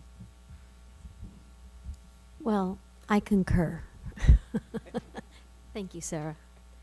So I first want to welcome everyone back and welcome everyone that is new to the Santa Monica Malibu Unified School District family. And just to let everybody know that SEIU has been working very closely with the district to make sure that we're getting off to a really solid start. As usual, the first couple of months of any school year, there are a lot of challenges, but we meet them with a positive attitude. We are working with the district to make sure that our services are appropriately in place, that we are providing NEOs for our new hires, as well as scheduling necessary onboarding training so that we ensure the success of our new hires. And I don't know if I had already given it to you in your boxes at some point, but I did put at your seats a copy of our very first edition of our SEIU Special Education Labor Management Team monthly flyer. I really would like for you guys to take a look and read the mission statement. The mission statement for the labor management teams was developed by all of the team members. It was labor and management, a collaboration. And I'm very proud of the mission statement. It does stand as stated across for all of our labor management teams. And this is what guides all the work that we do, the conversations, the brainstorming, and really the hard conversations that we look at. And so I'm really looking forward to the work that we are going to do in all of our labor management teams. On our national front, SEIU Local 99 members actually joined forces with union workers on the national front in the deep red state of Missouri over the summer to educate voters on the importance of unions and encouraging voters to fight back against Proposition A in Missouri, which was a right to work initiative. The proposition was defeated by 67.3 to 32.7 in favor of it. These types of campaigns and fights are so important in the post-Janus decision era, and SEIU Local 99 members will continue to fight both locally and on the national stage wherever it is needed. I do want to thank the board for the informational item tonight with the joint sunshining with SEIU and your public hearing that you held earlier this evening, and we look forward to a positive outcome on that. Thank you. And is there someone from the PTA Council? That'll bring us to Dr. Dradi's report. Thank you. Before I go over the superintendent's report, I just want, from a staff perspective, I want to welcome the student board members, and we're glad you're here, and your voice is very important to us. So just continue to present as you have, and I think it'll make for a better organization. So thank you. What I want to report on is just a message I sent to the rest of to our families this past week regarding the issue of safety, and we met all summer as a staff to really discuss safety, given the climate that we are in across the nation. As you know, there are some things that have occurred the last few years, or in a long time in education, just around the world, I guess, around safety and active shooters and things like that. So this summer we really had a lot of conversations with the police department as well as the sheriff's department in Malibu, just to talk about how we can improve in the future and measures we can currently do now to improve our systems. So in that letter, we described future aspirational ideas or things that we are considering around infrastructure, around our schools, and we're not going to go into details, but there are going to be a lot of conversations we're going to have with the board around how we secure our schools in a much safer way with the collaboration of the authorities and so on. We also discussed in that message, I also described some things that we are currently doing and that our sites are improving on around the area of social emotional learning, and just the whole idea of making sure that we are paying attention to all students' needs, and as students are struggling or we recognize issues are happening, that we are on top of it, and the idea that no students are anonymous, is a piece that each each site is actually really diving into, and making sure they systemize the process to make sure that we are creating a healthy environment so we can see every student. And then, as a part of that message, we also talked about measures that we think we need to change in terms of our behavior around drop-off and pickup of students, particularly to elementary schools. Right now, we feel that there's a vulnerability in how we've done business in drop-off and pickup of people having access to the sites without us being able to vet them. So I know one of our elementary schools, Franklin Elementary, experimented with a process in the spring we thought was very successful in changing drop-off behavior and pickup behavior with the parent, in collaboration with the parents. And in that letter, I asked us that we implement that idea, that concept throughout the whole district. But the details of it will be a collaboration between the parents of each specific site and administration to work out the details. Because each site is located differently and they have different needs, but the concept we think we can implement throughout the district, but the specific details will look differently. So I wanted to make sure at least the community hears why we did all this, in case they didn't read that letter, or remind people to go read the letter now if they haven't read it yet. So thank you, and that concludes the superintendent's report. Thank you, Dr. Drotti. That now brings us to our consent agenda for the evening. We have one item to pull at the request of Member Leon Vasquez. That's item 7E1. 7E1 will pull. Are there other items that need to be pulled? Seeing none, before we, let me take a motion to approve consent. Moved by I Lori. move to approve consent minus the item that Minus we 7E1. just pulled, 7E1. Thank you. Is there a second? I know. Is there a second? And it's seconded by Mr. Messenger, Mr. Rafa. And we have a public comment for consent. I think you just moved the item, so it really doesn't matter. We haven't voted. No? Okay. Just checking. So, This is on, and I gotta read my thing. Oh, sorry. I got a job to do. Yes, you do. The Board of Education will now hear comments from the public regarding this specific agenda item. As per the Brown Act, board members may not engage in discussion of issues raised during public comments except to ask clarifying questions, make a brief announcement, make a brief report on his or her own activities, or to refer the matter to staff. Speakers who have submitted a public speaking card prior to the beginning of the item will have 3 minutes to speak. Speakers and members of the audience are asked to refrain from expressions of support or disagreement that would intimidate other speakers or disrupt the meeting. Thank you. We have one speaker, Anthony Wall. Thank you. Hi. This is specifically to address the 7B.1 awards and purchase orders. There's an order for ActiveNet, which is ActiveNet, where it's $7,000 in maintenance. I'm trying to understand what that is. I did significant research a couple of years ago with the city's contract with this organization, which is a global organization. They actually didn't have any kind of hold on the data that was being collected if you enrolled your kid, your infant into a class. That data was available to the company. They could share it. There was like nothing holding them back from the date of birth, the credit card information, whatnot, how you're moving about with your kids. And that really is in violation of COPA and other laws that are here in the state. So my question is about whatever this payment is for, and how is the data of our kids being protected if we're using this third-party vendor, and why? Because my understanding is that Crest pays those bills. It's a process through the city. So I don't understand why the district is actually utilizing this service, and I unfortunately didn't get a chance to give you a call to ask that question directly. So that's all I wanted to say. Thank you.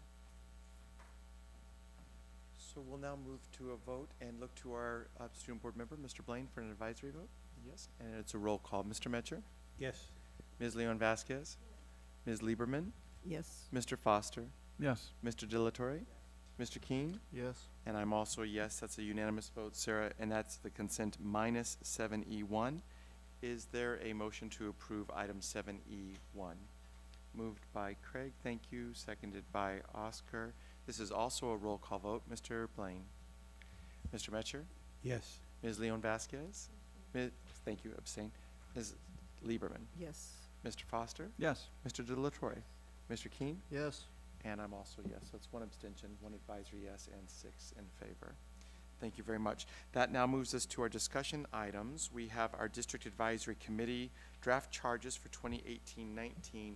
We'll go in order of the presentation item that's been given to us this evening and has been made available to the public. That's Early Learning DAC is first.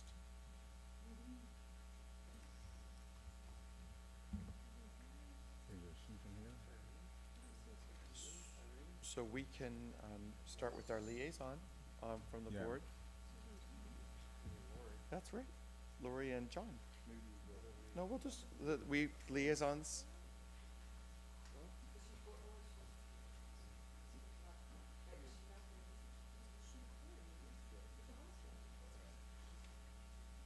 Okay, we'll now move to Health and Safety DAC. Susan's coming. It's not a problem. Wow, okay. Welcome, welcome. Sorry, I was doing work. Good evening. Welcome. So we have the draft charges before us for the Early Learning DAC, and our liaisons are here as well. So thank you for being here to answer questions and for the board to be able to have a brief conversation about the charges for 18-19. Yeah, Maria. I have a question because I think it came up with VAPA, and specifically, I guess we're giving. I guess these are drafts, but they're going to be coming back in October. So this gives an opportunity for each of the DACs to actually go through them again and then make any other specific changes that they might want to do from these drafts, right? Correct. We're hoping to get some of your feedback this evening, and then we meet again. We have our meeting next week where we'll get your feedback and consider, because some things also changed from the course of the last 3 months, the things that we were talking about, because some things have adjusted a little bit, and then we'll make any final recommendations that will hopefully be then approved at the October 4th meeting, I believe. Do our liaisons want to reflect at all on the draft charges that are before us? Just as an option, otherwise we can move to the next if there are no suggestions or changes. I think we've been involved in their formation, and so I think we support them. Absolutely. If I could, I will make note that we had a discussion about our first charge, which is working to determine if there are preschool eligible students in the community. And we're really talking specifically because we know that there are wide variances in terms of need in our community and also in terms of what our school district can be doing with the students that we have and how we want to have that vertically aligned experience for our children. And so we're also talking, our goal was also to talk about what we think our deliverables should be for our children who are in our preschools, and then also what we should be doing to appropriately serve the students who are here and making sure that we access as many routes as possible for the people who might not necessarily be accessing preschool right now. So it might be it might look a little bit different after our conversation next week, because we want to make sure that what we're trying to do is serve students who are in our community to the best of our ability given the resources that we have. Thank you, Dr. Samarjpal. Thank you. Thank you very much. Friends, if there are no objections, we'll move now to our Health and Safety DAC. And Stephanie Lewis and Tara Brown are our co-chairs of that DAC. Okay, so we can now set that one aside and move to the Special Education DAC, and where we have Pam Kaziz. And There she is. Pam Kaziz right there.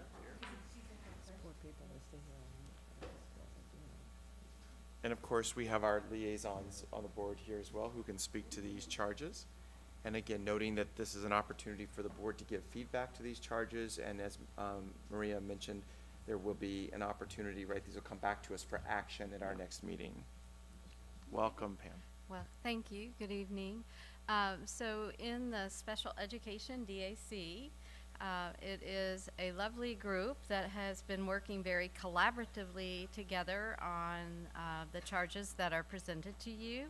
They have an interest in the social emotional learning and well-being of our students within the schools, as well as an emphasis on transition from not only a matriculation from elementary to middle school and middle school to high school, but transition to the world of work and on to careers or university. So if there are any questions regarding the charges, I'm pleased to answer, but it's a very focused group that I think has some really good goals in mind. Thank you. Any comments or suggestions? Thank you, Pam. Thank you very much. Okay, thank you. And we'll now move to our Health and Safety DAC. Ralph and myself are liaisons to that DAC. Well, Tara, Mrs. Brown had to leave, so perhaps. We've been tied in and and I think that we're happy with the direction here. And if there's something missing that the board would like us to carry back, but I think we're confident that that also is a very, very dedicated team of community members. And yes, Maria. I think these are great. My only, I guess, my question would be in terms of when we're looking at in some of these focuses that in the school district were limited,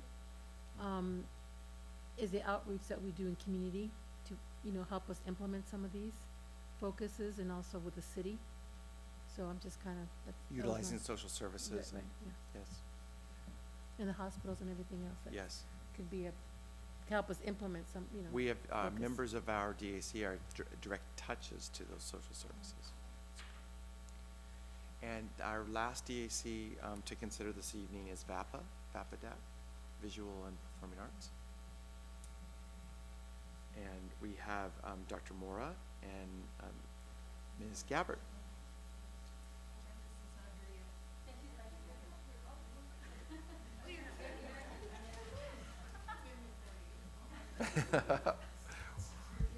We're very happy that you're here. And our liaison is also here. Good evening, welcome. The proposed draft that we have in front of you probably looks familiar because it's essentially where we were at the end of last year. I don't know if you have anything that you want to say about our draft. We've been working on more or less this same set of mission for some time. We make, some tweaks every year or so, but this is sort of an overview of our mission, and everything that might be more details fits underneath all of this. Oscar. Just one idea that I've heard from young people is the idea of, and we've talked about it around curriculum reform, is cultural relevance. Yes. So in the form of, like, let's say a mariachi band forming at, either the high school or the middle school level. I know we have jazz, which is great.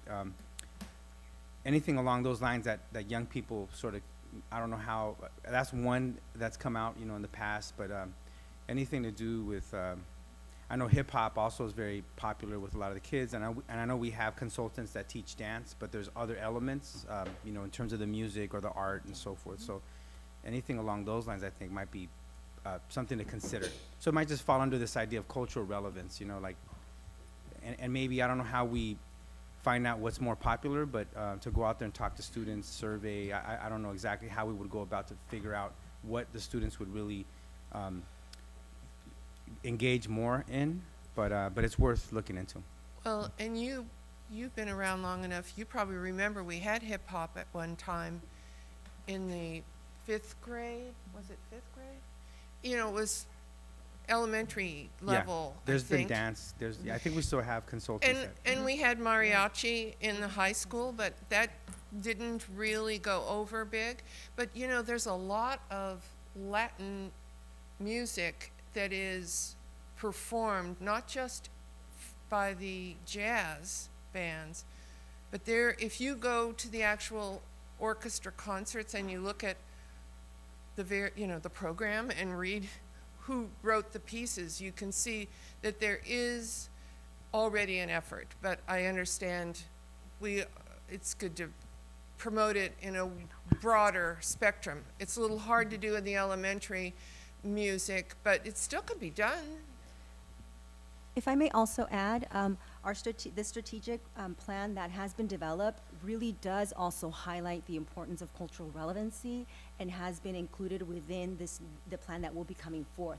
I also do want to highlight that part of the work that we've engaged in, I know the team has been really focused and honed in on this, our VAPA DAC.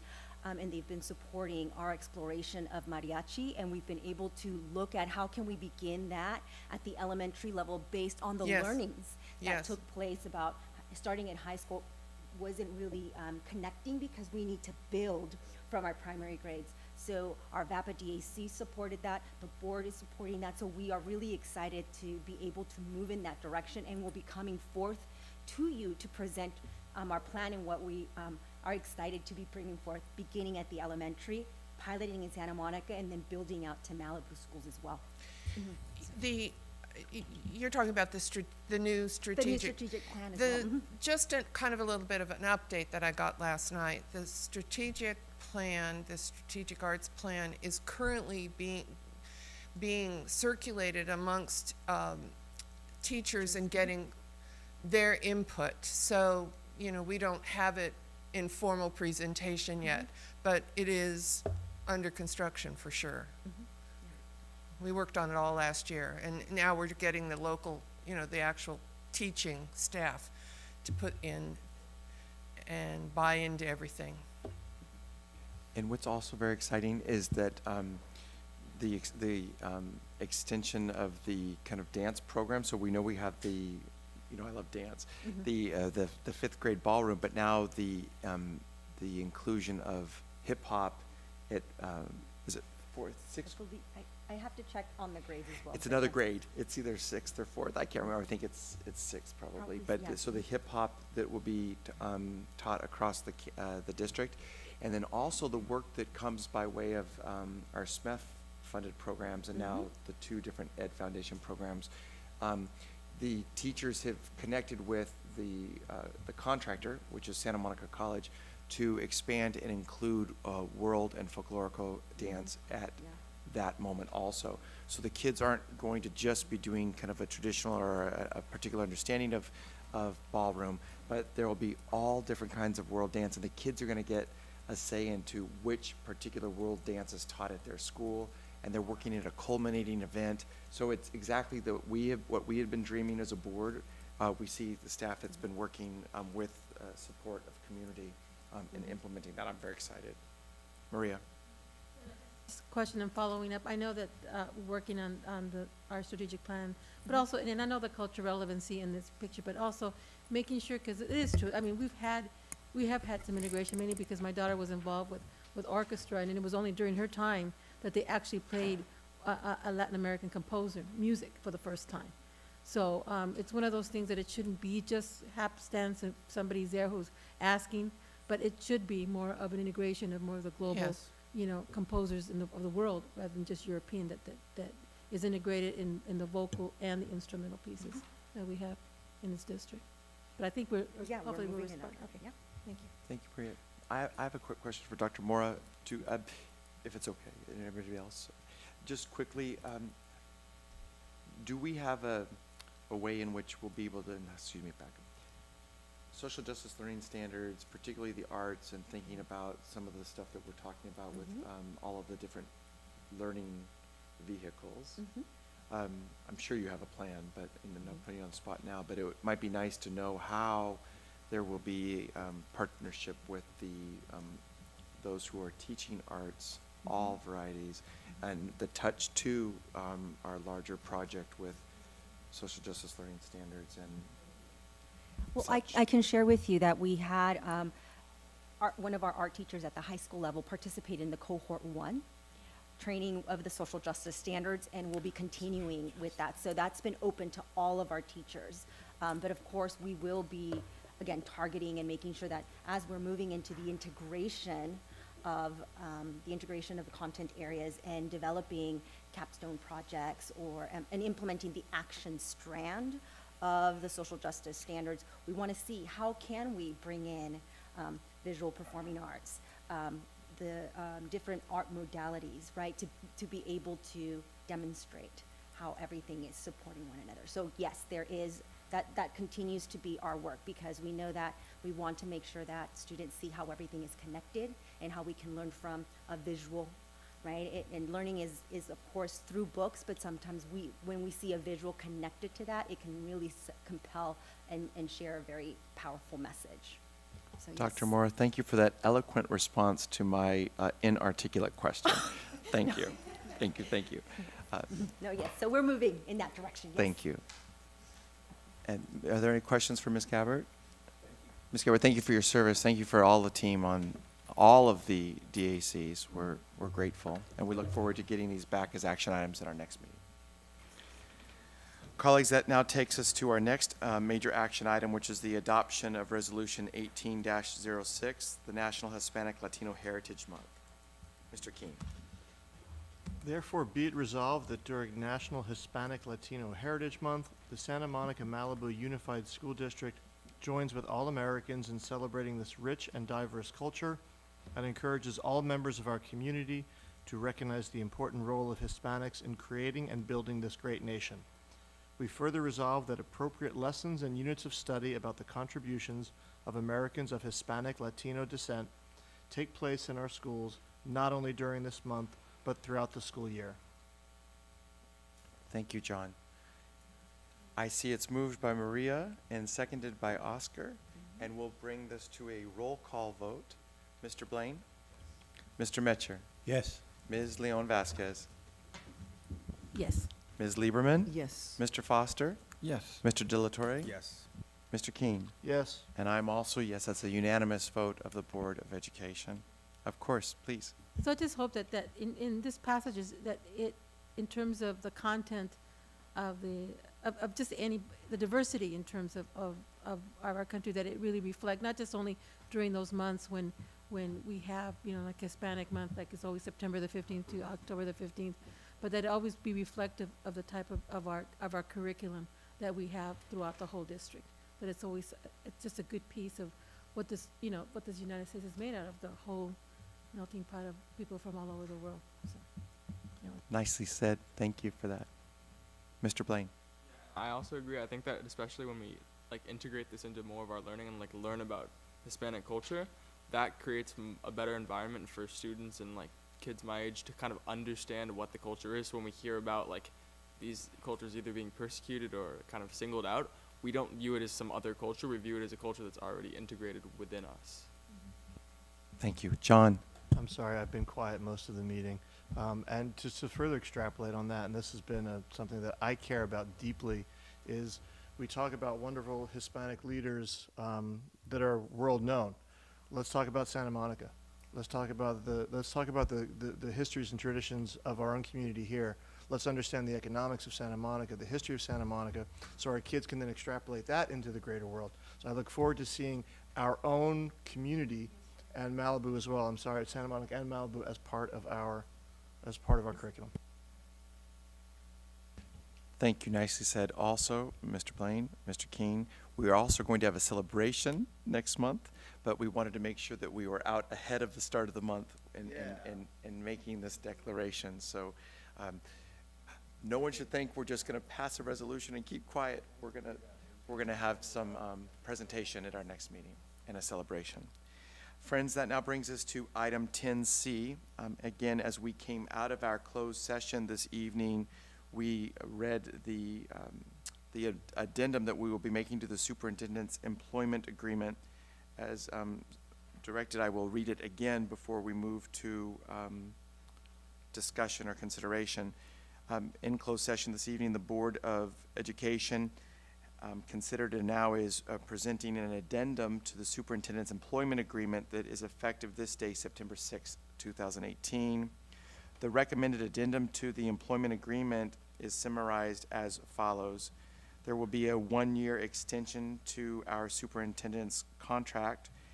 Dr. Dradi's contract would be extended through June 30th, 2021. I got that right this time. In addition, a tax-sheltered annuity, also known as a TSA, of $10,000 per year, starting this current school year and the 2 subsequent years, contingent on the superintendent being employed with Santa Monica Malibu Unified School District through June 30th, 2021. That is the recommendation from the Board of Education out of its closed session this evening. And I'd entertain a motion to approve, moved by Ms. Leon Vasquez, seconded by Ms. Lieberman. If there's no discussion, we'll move directly to a roll call vote. As an advisory vote, Mr. Blaine? Yes. Mr. Metcher? Yes. Ms. Leon Vasquez? Yes. Ms. Lieberman? Yes. Mr. De La Torre? Yes. Mr. Keene? Yes. And I am also a yes. Do you want to vamp until Mr. Foster can We could come vamp back for a moment, just a moment? because We I could do think just speak slowly while Yes, we could do that. wait for. I Or hear not. Malibu is doing Spring Awakenings. I wonder, who's going to go see Spring Awakenings? Are we going to go? Mr. Blaine, we're on.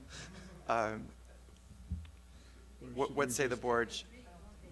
We can do, all right. So that, Sarah, is Mr. Foster. Here we go. We've been vamping here. You want to say yes? We're on. Thank you. It's yes. It is a unanimous, it was the contract. Thank you. It's a unanimous vote of the Board of Education with the advisory vote from Mr. Blaine. Thank you very much. Thank you, thank you. And now that brings us to item 10D, friends. That's the adoption of Resolution 1807, the GAN amendment. Mr. Keene?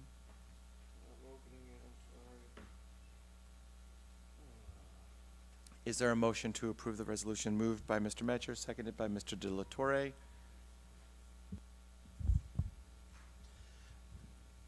Oh, I got to read all the further resolves. Yes. Now, therefore, be it resolved that this board does provide public notice that the attached calculations and documentation of the GAN limits for the 2017-18 and 2018-19 fiscal years are made in accord with applicable constitutional and statutory law.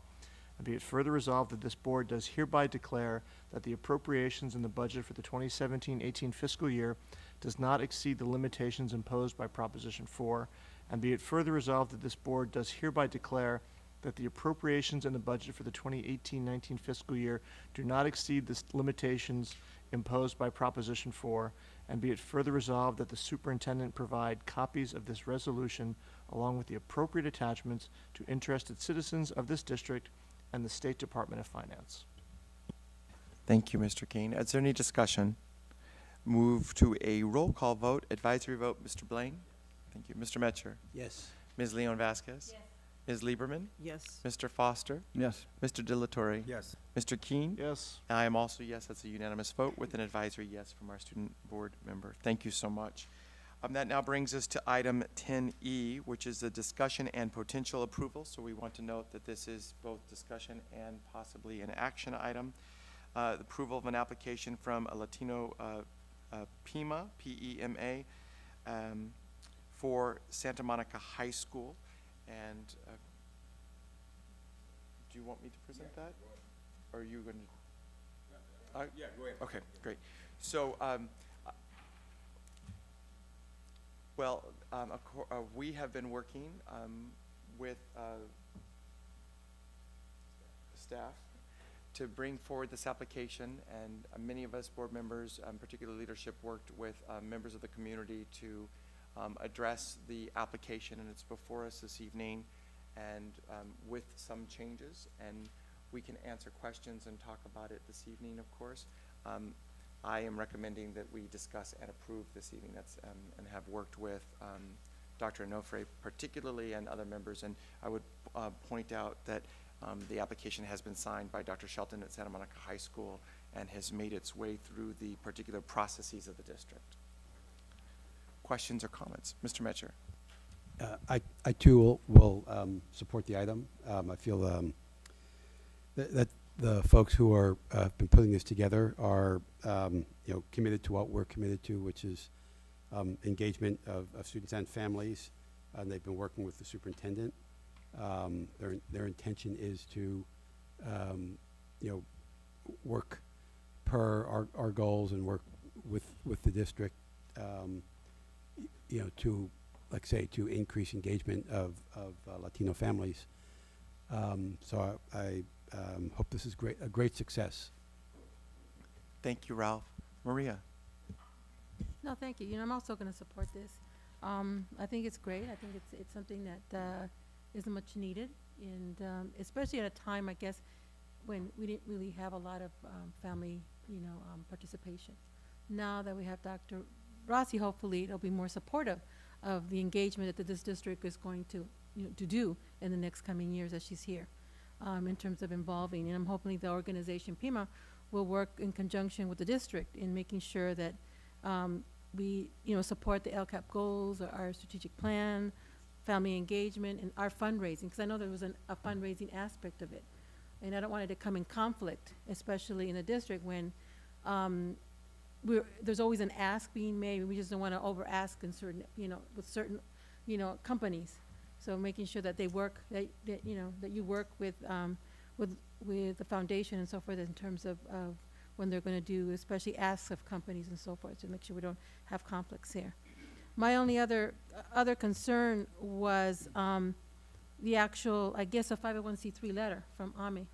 Having been a member in the past, 2 questions. One, I know that the letter that was given was dated July 17th of 2013. So I was wondering whether there's a more updated letter, because that was like 5 years ago, whether there's more of an updated letter from IRS saying that it is in compliance, for one. And then 2, I think that for AMI, when I was on the board, for an organization like that to lend its use of their 501c3 status, they have to take a vote. So I just want to know whether, at what meeting and who was there present that actually took the vote to allow, you know, PIMA to use their 501c3. That's it. Thank you, Maria. Well, I've noted those questions, and we have one public speaker, so we'll hear from members of the board, hear from the speaker, and see if we can get questions to those, answers to those questions. I think Craig had a hand up. Can I make a suggestion? It's usually clarifying questions, then we hear from the speakers, then we talk, because I want to say some things, but Oh, absolutely. if you I have the just, speaker want to. I was, so as you know, I don't know whether or not people are going to speak and ask clarifying question or not, but that is our practice. So is there anybody else with a clarifying question? Maria presented 2 questions. Anybody else? Clarifying question? I have one question is, how many of these types of groups exist in our school district? Because I know we approved in consent, we approved Friends of Immersion, for example, and I want to know if just, is it a similar type of group, or is it a different type of group, like being dependent, independent? There's this terminology, so maybe the superintendent or someone can help explain that. Certainly. And then after the superintendent addresses that, we can talk about the, actually our board policies, which I've been focusing on. The policies and the administrative regulations need to be worked on, and I know staff is doing that. That's what I want to talk about. Yes, so we're actually going to go through a process of auditing our independent groups that exist in our district. I know of the Families Emerging one that was approved while I was superintendent, but I also know there might be some in the books from previous years and all that. We're going to go through and audit all of that. And these are, and these kind of programs are welcomed. But there are other groups that we have that don't have an independent status that are associated with, like, for example, the African American parent group that exists. We are, just make sure we're all on the same page here, at least with the community and also with the board and everybody else. The chances are that we were in the process of developing a dependent group with Samuel High, so there will be possibly a dependent group and an independent group that exists at Samuel High. So, like I said, we welcome this. The more people that are engaged in our system, whether dependent or independently, is a good thing. So, Dr. Drati, John, maybe we can call our public speaker. Sure. The Board of Education will now hear comments from the public regarding this specific agenda item. As per the Brown Act, board members may not engage in discussion of issues raised during public comments, except to ask clarifying questions, make a brief announcement, make a brief report on his or her own activities, or to refer the matter to staff. Speakers who have submitted a public speaking card prior to the beginning of this item will have 3 minutes to speak. Speakers who submit a public speaking card after this item begins shall be limited to 1 minute. Speakers and members of the audience are asked to refrain from expressions of support or disagreement that would intimidate other speakers or disrupt the meeting. We have one speaker on this item. It's Lupe Ibarra. Lupe, you'll have 3 minutes.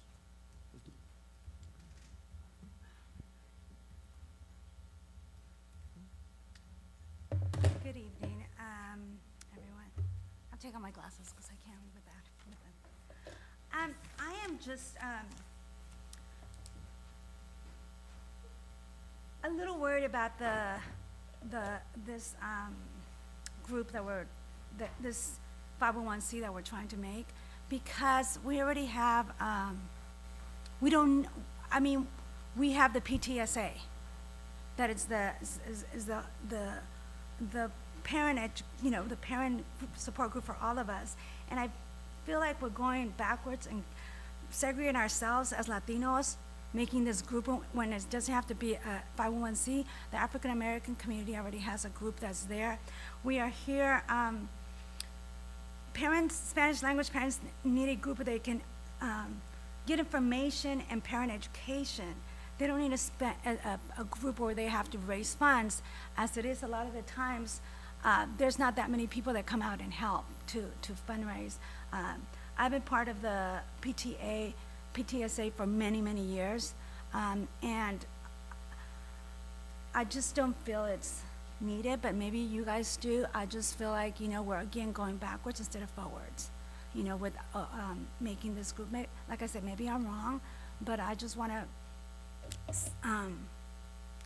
it's going to separate and feed anger to other people that don't, want to be segregated, because there's so many things happening already, this group, that group, the people that are angry already as it is. Some of the parents have been coming up to me, why are they doing this? What's going on? So I don't know why. So if we can all just, get along and go to the PTA meetings. That's it. Thank you. Ms. Ibarra, I have a quick question for you. Yes. You're president of the DLAC, correct? Yeah. And most of the members that are in your in that organization, are they Spanish speaking? Would you say Yes. that the majority they are? Yes. Do you feel that that's self-segregation? Do you feel that that type of organization is a problem? No, Or do you feel the African American Parent Support Group at Santa Monica High School is also a problem? No, I don't feel, I just feel like we already have a big group of a group with all, a PTSA. You know what I mean? That's what I'm just feeling. I'm not feeling that. We just make it just one, come to the meetings, come to the PTA meetings. We have a lot of education workshops and all that there. That's why I just feel like, why should we separate ourselves from from the PT, making a PTA when we have a PTA already for everyone to come to. That's it. I'm not, I just feel like we should all be one family. That's it. Maria? Let me get a clarification, because I don't think that are we done? Yes, that concludes our public comments. So Thank you, Maria. this is, again, for the clarification, because I know that our board policy doesn't really, or the AR doesn't really respond to that. But my question would be, in terms of the organization, why is there a requirement for them to have a 501c3? Is that because I don't think. It's for the if it's going to be an independent independent group that's joining with the district, or partnering with the district that you approve, and they want to be able to do fundraising and things like that. Oh, because they're going to raise money then. They will have the whether they're going to do it or not, we don't know. They will have the ability to do that. Because all the other organizations I know probably they don't fundraise. They just have a. Yeah, you have independent groups around, like the booster groups, the Friends of Immersion. Yeah. They went through it because they want the ability to be able to fundraise. Like the African American group, they don't have that ability. So they function. They're not an independent group that exists out there. That's just in the group that's essentially appointed by the principal, and they work with the principal in that way. So any funding or anything that occurs is an arm of the high school funding those programs to support the students. But for them to go out and say, I want to do a candy sale, or they won't have the ability to do that. Maria, in my working on this with the interested persons, our board policy speaks to independent group and booster. The word booster is actually in our policy. And so we have a lot of different groups within the district that aren't related to, say, an ethnic group or to a cultural group, culture being, of course, about ethnicity. So we have clearly this policy that says a group of interested persons can come forward and demonstrate that they have an interest in supporting the mission of what we do as a district, and then they have to articulate how they're aligned. To be the independent group, as Dr. Dradi has mentioned, there needs to be this association with the 501c3. The 501c3 dated that you looked, I just got notification that we could easily look, and I think we'll ask staff to do this, through the Secretary of State's office here in the state of California to see whether or not that's in good standing. But just because the date is older doesn't necessarily mean that it's not active. So it's an easy look. It's someone could be checking right now, actually, on the website. I checked already. Yeah. Thank you. It's active. Thank you. So that's active. That was one of the questions you had. And then our policy is really clear as to what the processes are for seeking approval, and that includes this, the approval at the site level, which the group has gotten. And then we did take this at the request of board members that came to me as to whether or not the application met our requirements. So we did have legal counsel look at this, and Jay Furno particularly, and gave us directions as to what kind of amendments or changes needed to be made to the application. And then we, in good partnership and collaboration with the applicants, shared with them those changes or alterations that needed to be made, and those were presented to Sarah, and then have been made available here as well. So I share that to let you know that the due process has unfolded with regards to the existing process that we have. But in that, we also identified that there might be some things that we want to look at as a board as to how this policy stands. But as the policy currently stands, the applicant has met all of the requirements. From my perspective, excuse me, I should just from my perspective. Right. Lori. First of all, I want to say I am going to support approving this because from what I can read and what I can tell, I think the application does meet what the policy says, and I feel, first of all, we have to be governed by our policies, and second of all, I want to trust that this is being done in good faith to support Latino students. But I do have a lot of concerns that are not so much about approving the application, but larger concerns that this raises. And I would say that this is one of those situations when a real life on the ground application or request makes us look at our policies and say, well, do these address these, or are they clear? Because they're sure as heck not clear to me. I don't even see the words independent and dependent in them, even though I understand that they're intended. And as actually Berenice pointed out to me, there's a whole list of ed code citations underneath the policy, but unless you went and read all those, which she apparently did, but I haven't, you don't really understand how those inform some of what's being said there. There's just a lot of reading between the lines that you have to do.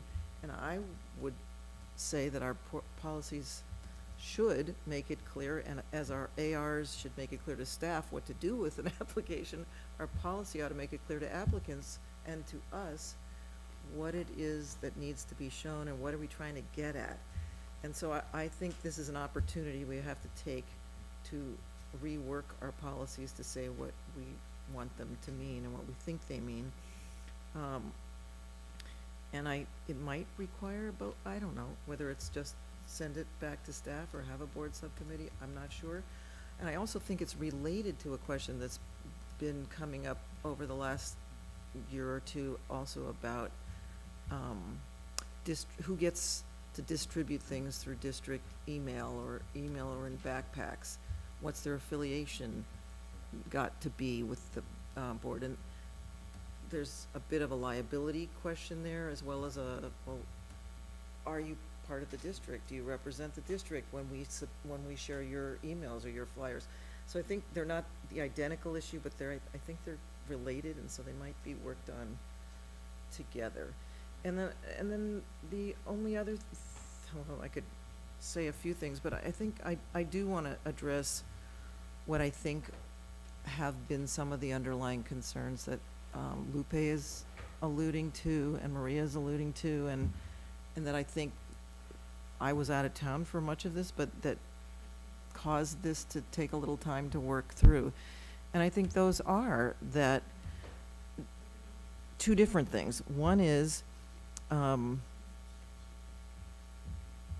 concern that if you have one group that's supposed to be working on one mission, let's say that's the support of Latino students, can you have a second one? Should you have a second one? And don't we want everybody to be really working in concert somehow? And so I think the answer is we do want them to, but I don't know that we can force them to be in the same group to do that. But Berenice and I had a lovely conversation about trying to work toward that and I think that as a school district, that's something we have to say would be a goal and something we would try to facilitate if there are indeed going to be two groups.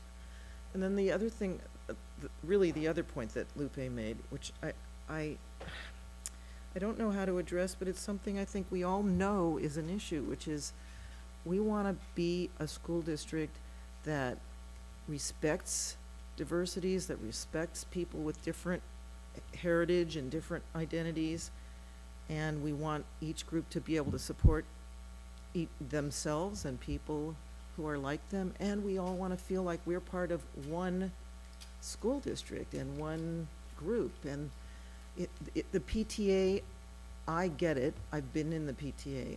The PTA doesn't obviously work for a lot of people in that way. But again, I would have to say that whether it's the PTA, I mean, I guess the PTA is the longest standing and the most, probably the strongest parent support group there is in any school district.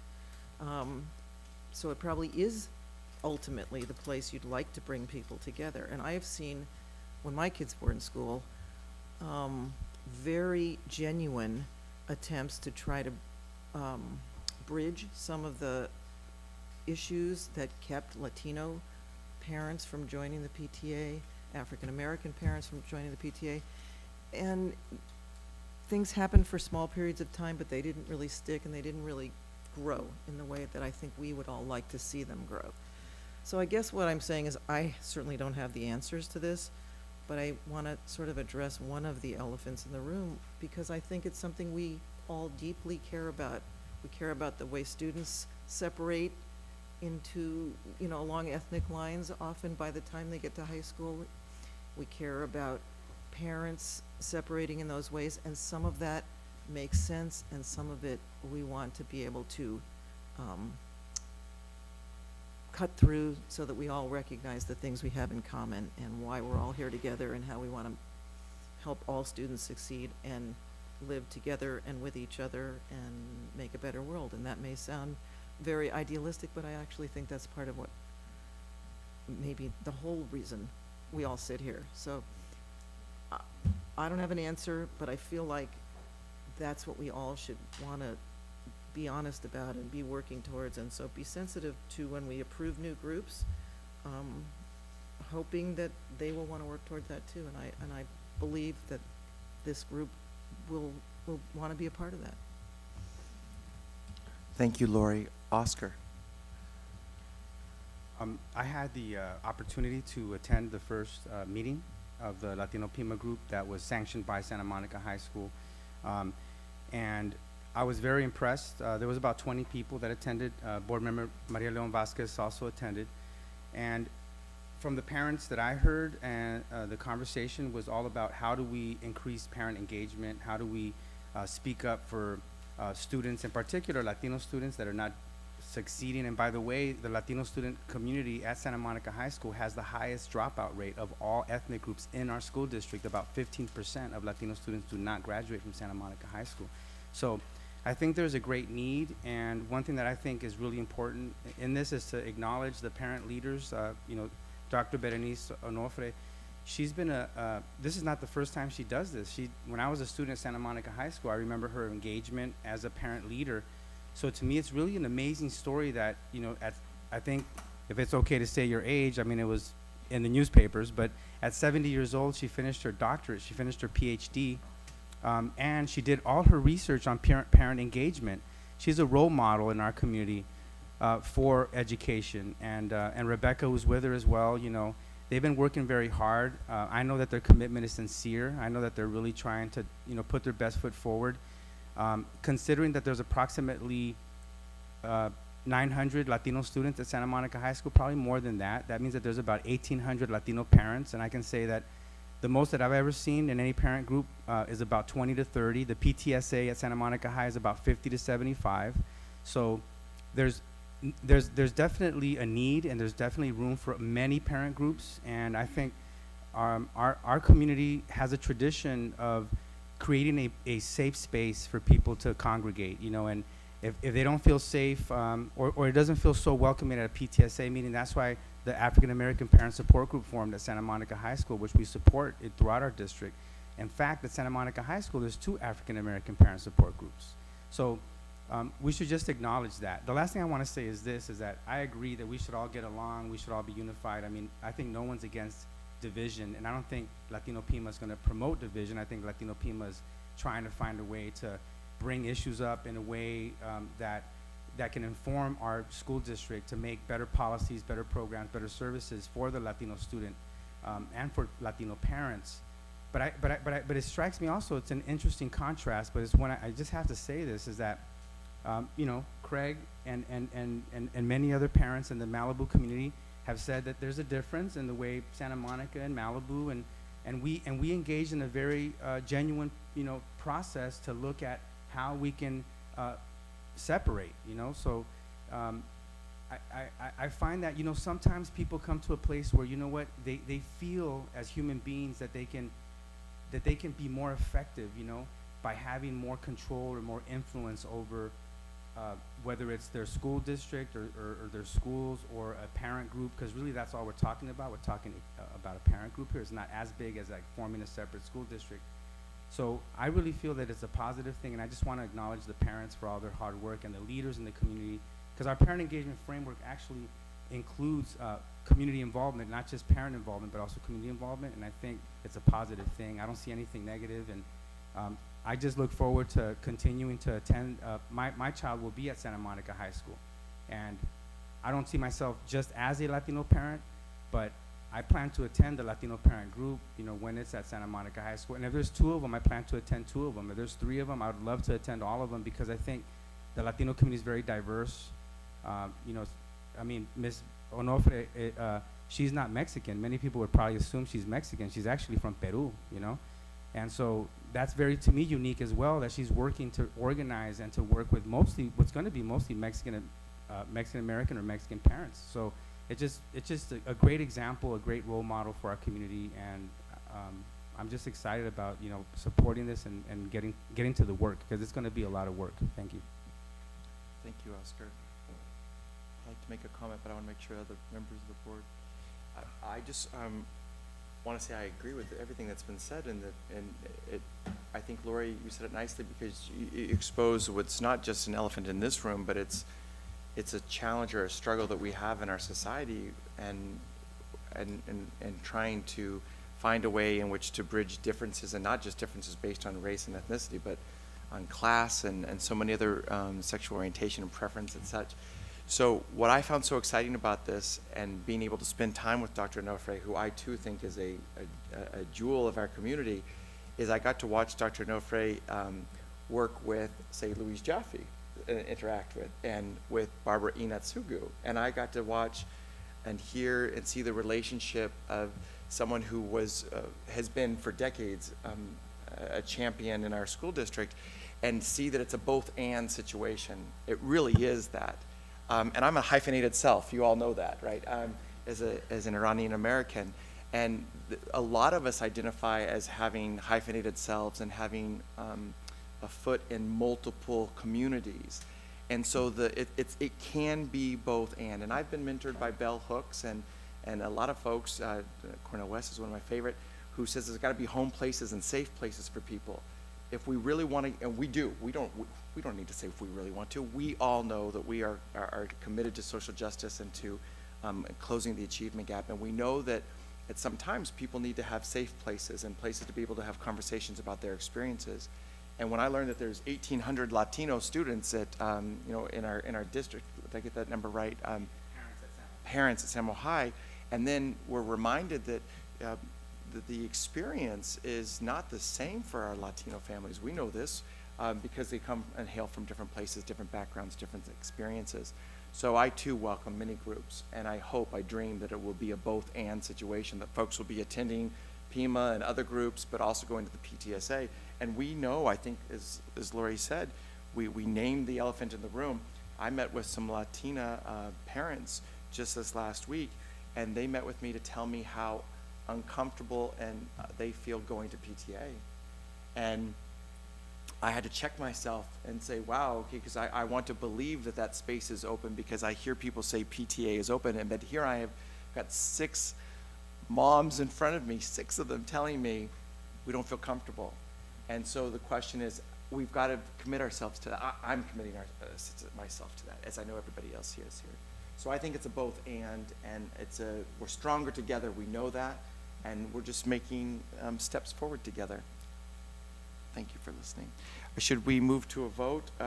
Is it, Lori? I'll move approval. I think it's been But moved. was Has it it been moved? moved? We Did I talked do so that? long that we forgot. I don't think we. Okay, so we so did we it. do Oh. have a move and a, Question. yes. Ralph? Just a question. The issue about the reviewing the policies, that's something that Dr. Riley, you're working on, will come back at some point. Great. And also, I think Lori suggested, we have seen our board subcommittees diminish, and so we could put something together here, and maybe folks could let me know offline, and we could put a 3-member board committee together. This is a significant. We do. I was just thinking, we do have a policy committee, and though Craig and I are on it You are and on don't it. have a whole lot of time right now, I think I'd be happy to work on this issue, but not right away. Well, we know that it sounds like there's support for a subcommittee to address this one particular, and we have an existing governance committee, so we can consider that.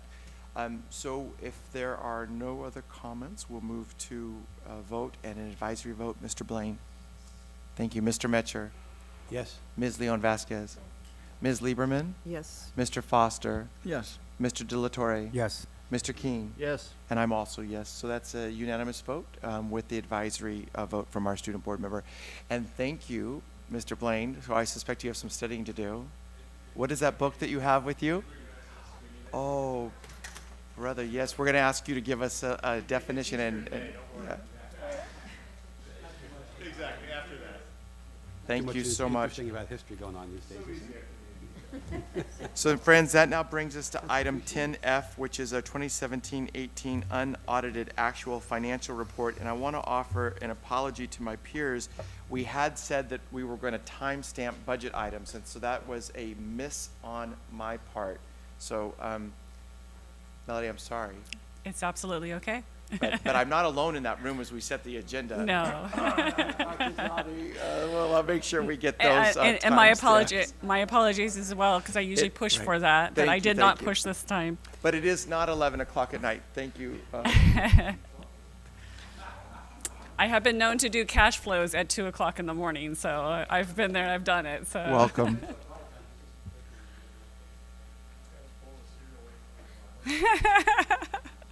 I've told you about that bowl of cereal. I think we're waiting for the presentation to come up, but in the meantime, we could probably just talk a little bit about, and Sarah, I'm going to let you know now that we're going to come to one portion. I'll need you to put up the multi-year for me. Okay, great, thank you. My staff is on it always, just wonderful. I want to give complete kudos to Mr. Cruz sitting here behind me at this moment in time. He's put in some tireless hours getting these books closed, and this is his first go at it, and he did a fabulous job, quite honestly, a fabulous job. So I just want to say how grateful I am to actually have such a great right hand, left hand, and two legs as well. So most definitely, thank you so much, Gerardo. Let's get going. I don't have a clicker. Do we have a way? Ben, can you just hit that arrow button there?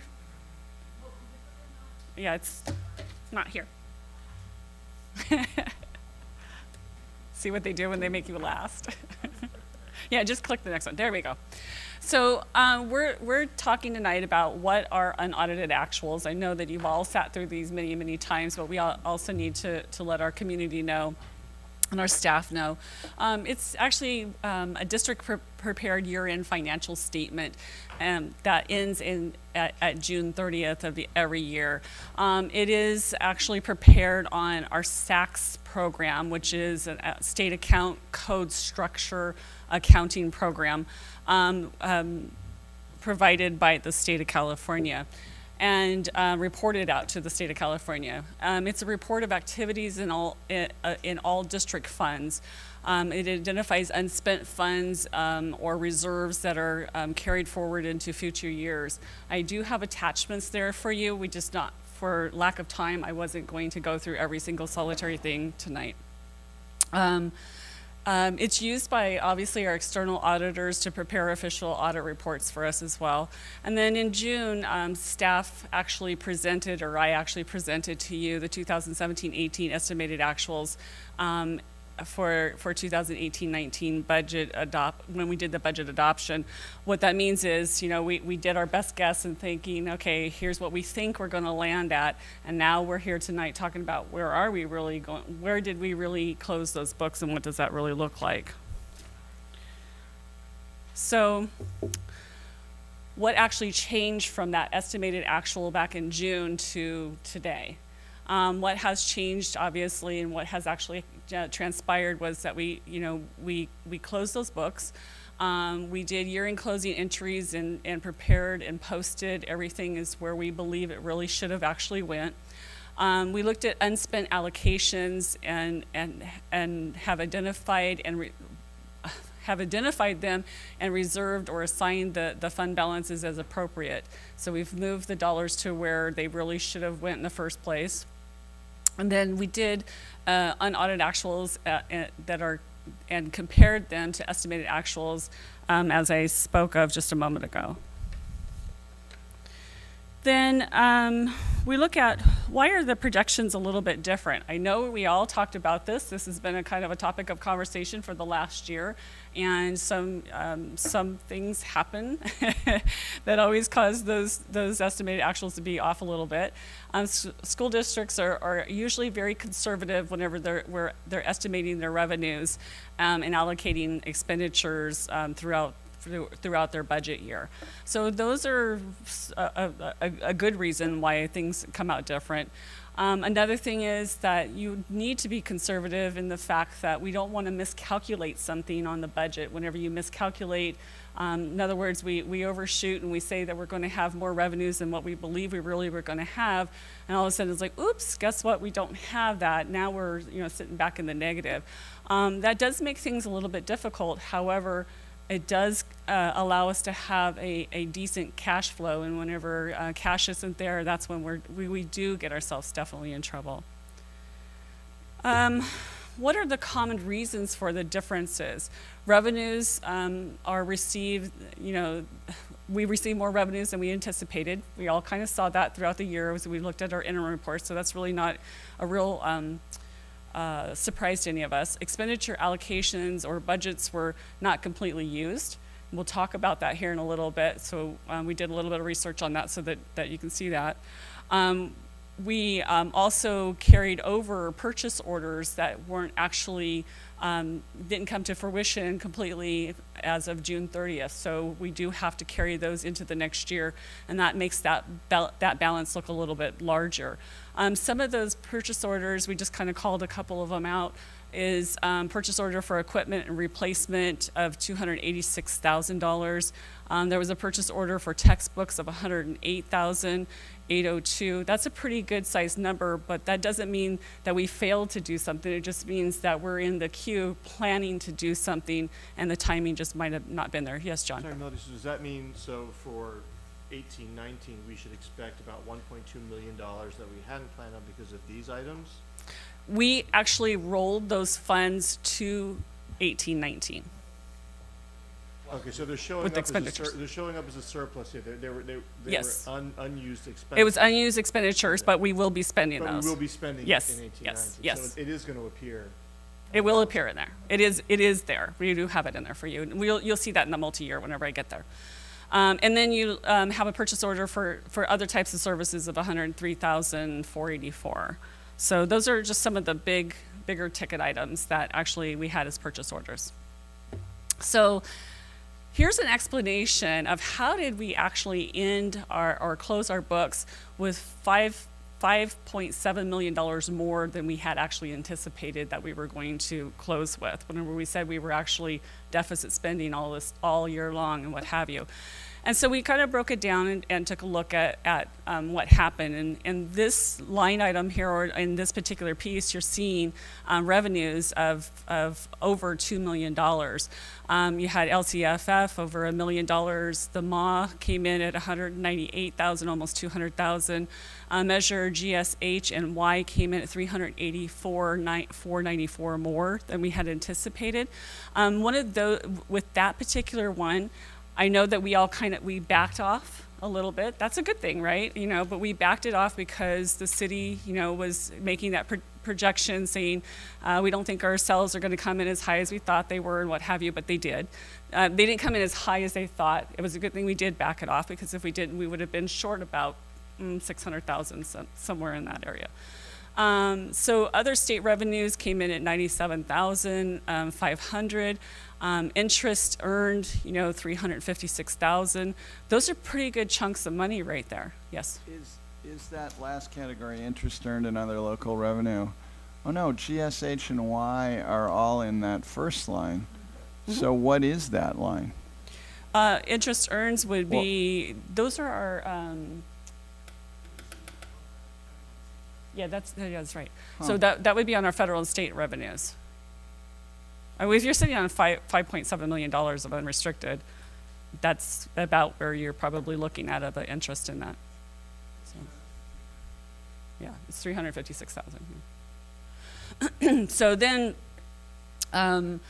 staying within the revenue realm, we didn't actually transfer to Fund 12, which is the Child Development, $390,830.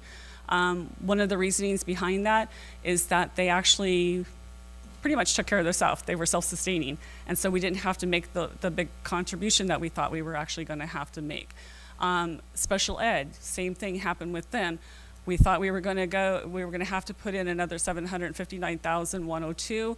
That actually didn't come to fruition. So that was an unspent area right there. Stretch grant wasn't spent by a little over $45,000. LCAP funds of $503,780, and I'm going to defend my colleague sitting over there at this moment. Whenever she was giving some numbers at the beginning of last year, she was given, I'm not sure why, but she was giving some numbers that weren't the same as what we actually knew that we had by about April, somewhere in that time frame. So she's fast at work getting ready to spend those dollars. So just to let you know on that one. Textbooks, kind of the same situation. I mean, that's one of those things, like I said, gearing up, we're getting ready, making those adoptions and what have you. Unspent certificated salaries, unfilled positions, which are hourly and substitutes that we put in there. That was at the tune of $604,000. That's quite a chunk there. And then lower than anticipated utility costs. And I think we're going to start seeing that more and more as we're doing our sustainability, as we get into that. So that's always a nice thing to see. Usually I see it going the other direction. So I'm happy to see $207,207 on that. So those are things that are major items that we gleaned and looked through there and said, hey, those are some areas. I want to.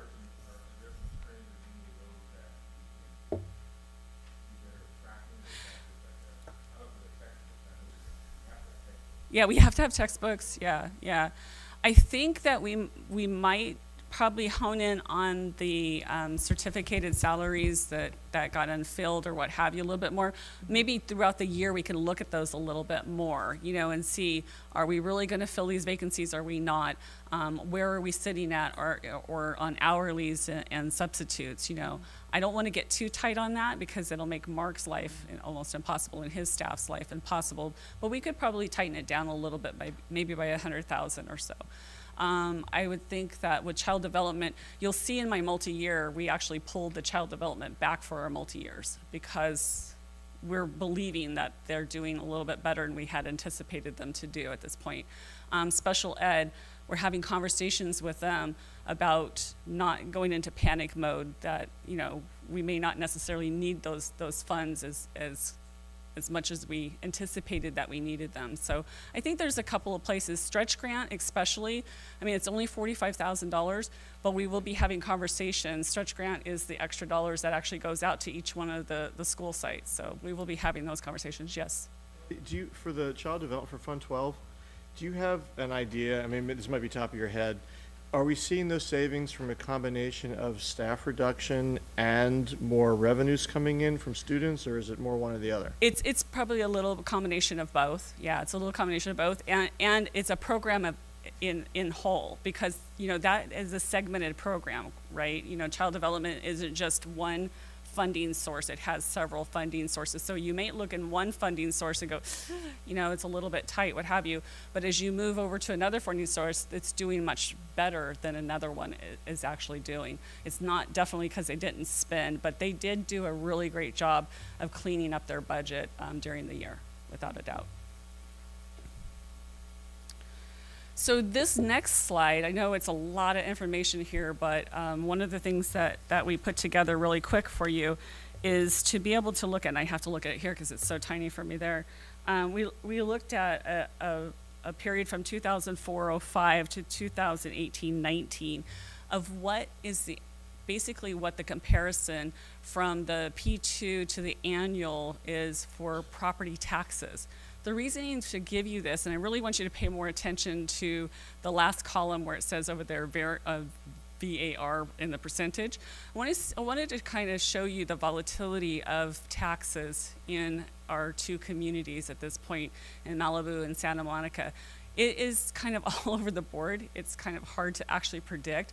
So as my former predecessors and what have you maybe missed the mark a little bit when it comes to estimating or doing budgets and what have you, I think they did the absolute best they possibly could whenever you really look at the volatility of how the taxes change from one period of time to the next period of time. Draw your attention down to just 17-18. You know, it's a 15.88% increase in taxes. But if you go back 2 years before that, it was only a 4.54%. And as you know, as we've been building the budget, we usually put in a 5%. And it's something that we kind of kicked a can down the road, kept saying, should we continue at the 5%? Should we come up with a hybrid? How should we actually, you know, figure this out whenever we're looking at it? I suggest we stay at the 5%. Let's stay conservative. Let's stay where we think we should be. We get extra dollars. We all know that's basically one-time dollars. It's not like it's flowing. You can't project these property taxes as something that's flowing on an annual basis. But we can look at it and say, on average, at the lowest, it's about a 5%. And so that's where I believe what we're gonna stay at that point. My main reason for this is just show the volatility of this. It's a little bit different than we've ever shown before.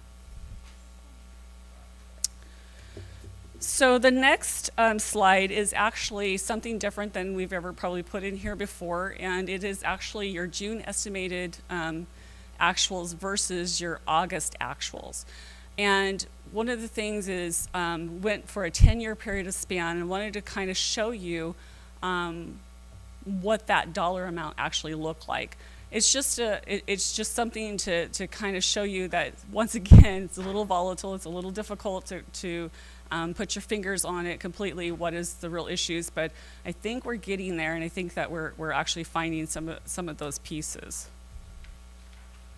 And then with this is unrestricted general fund net increase or decrease in fund balances over a 10-year span as well. And it's just kind of a quick glance to kind of see that it's been all over the board everywhere. Remember, this is fund balance. So this is, how the fund balance actually ended, whether it was an increase in fund balance or was it a decrease in fund balance.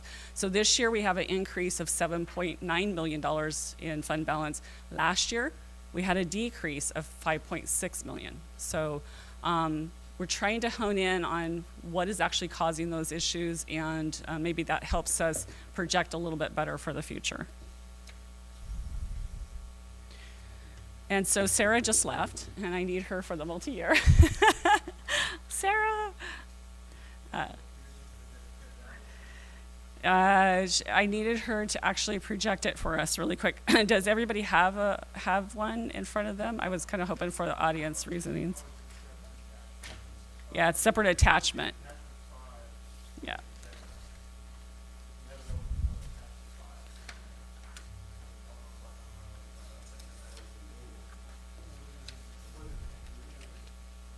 Can you see if where she's at for me really quick?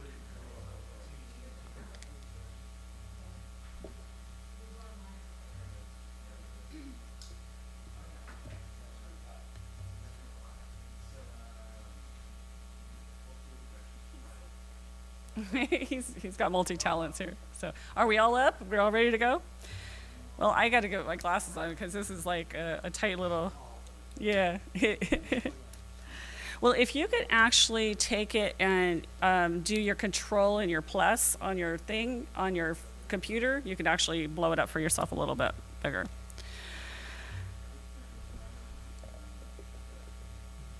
I was going to have her blow it up.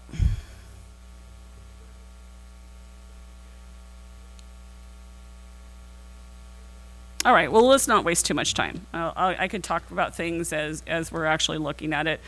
I think that many of you have had a chance to actually look at these already, so it's not like I'm probably giving you anything that's new information, and we kind of talked about this as well. So your total there we go, it looks great. So stay up there, little friend. Scroll down a little bit, yeah. No, go back over like you were, and then scroll down just a bit, or scroll up, or however you say it. So your total revenues, as you see, so what we're looking at is in the column for 2017-18, you're looking at the estimated actuals versus the unaudited actuals, and then what was the actual differences there. And so with that, I have you go down to total revenue, and you could see that revenue increased by $2.5 million.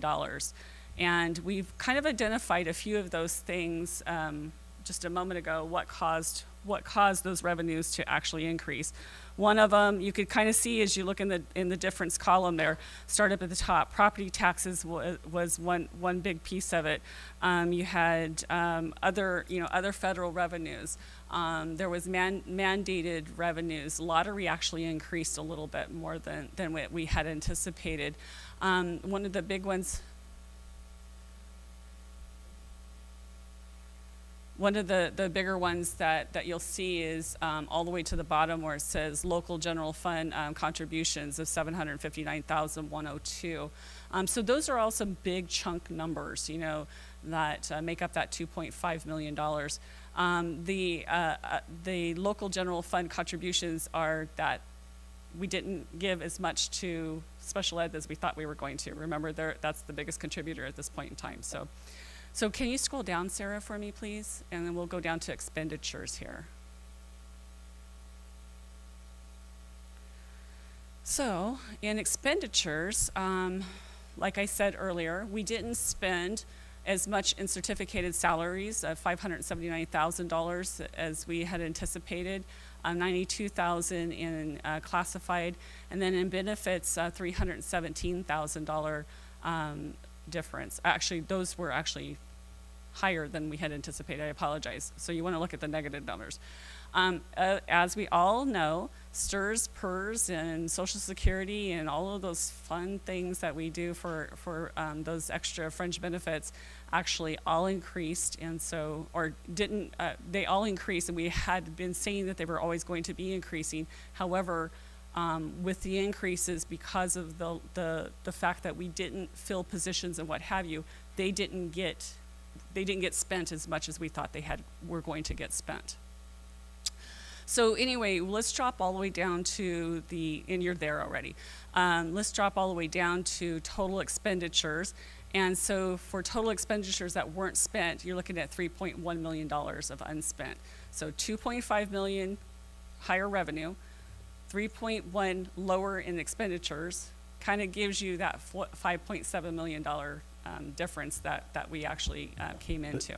Melody, just to follow up on what John had brought up, some of those are going to be spent. Some of them are, and then that's the bottom line. Like the books is now 1.2 million. And, right. Yeah. So we'll go into the next year, and you'll kind of see where we're going on that one. Great. Yeah. And Melody, for the OPEB, for that extra $1 million, is that a contribution on top of our pay-as-you-go? Yes, that's a contribution on top of to the CERP or to pay down? To pay down. Yep. Yep. I was listening to the board, so that's where we went with that one. So each line item you see underneath that yellow line there, the increase or the decrease to fund balance actually talks about what's actually inside that ending fund balance. And you're looking at your ending fund balance, like I said, increased by $5.7 million. Then you are looking at the rollover for the POs of 1.2 million, the 8 million that we're going to do for additional FTEs that we did for FTEs after adoption.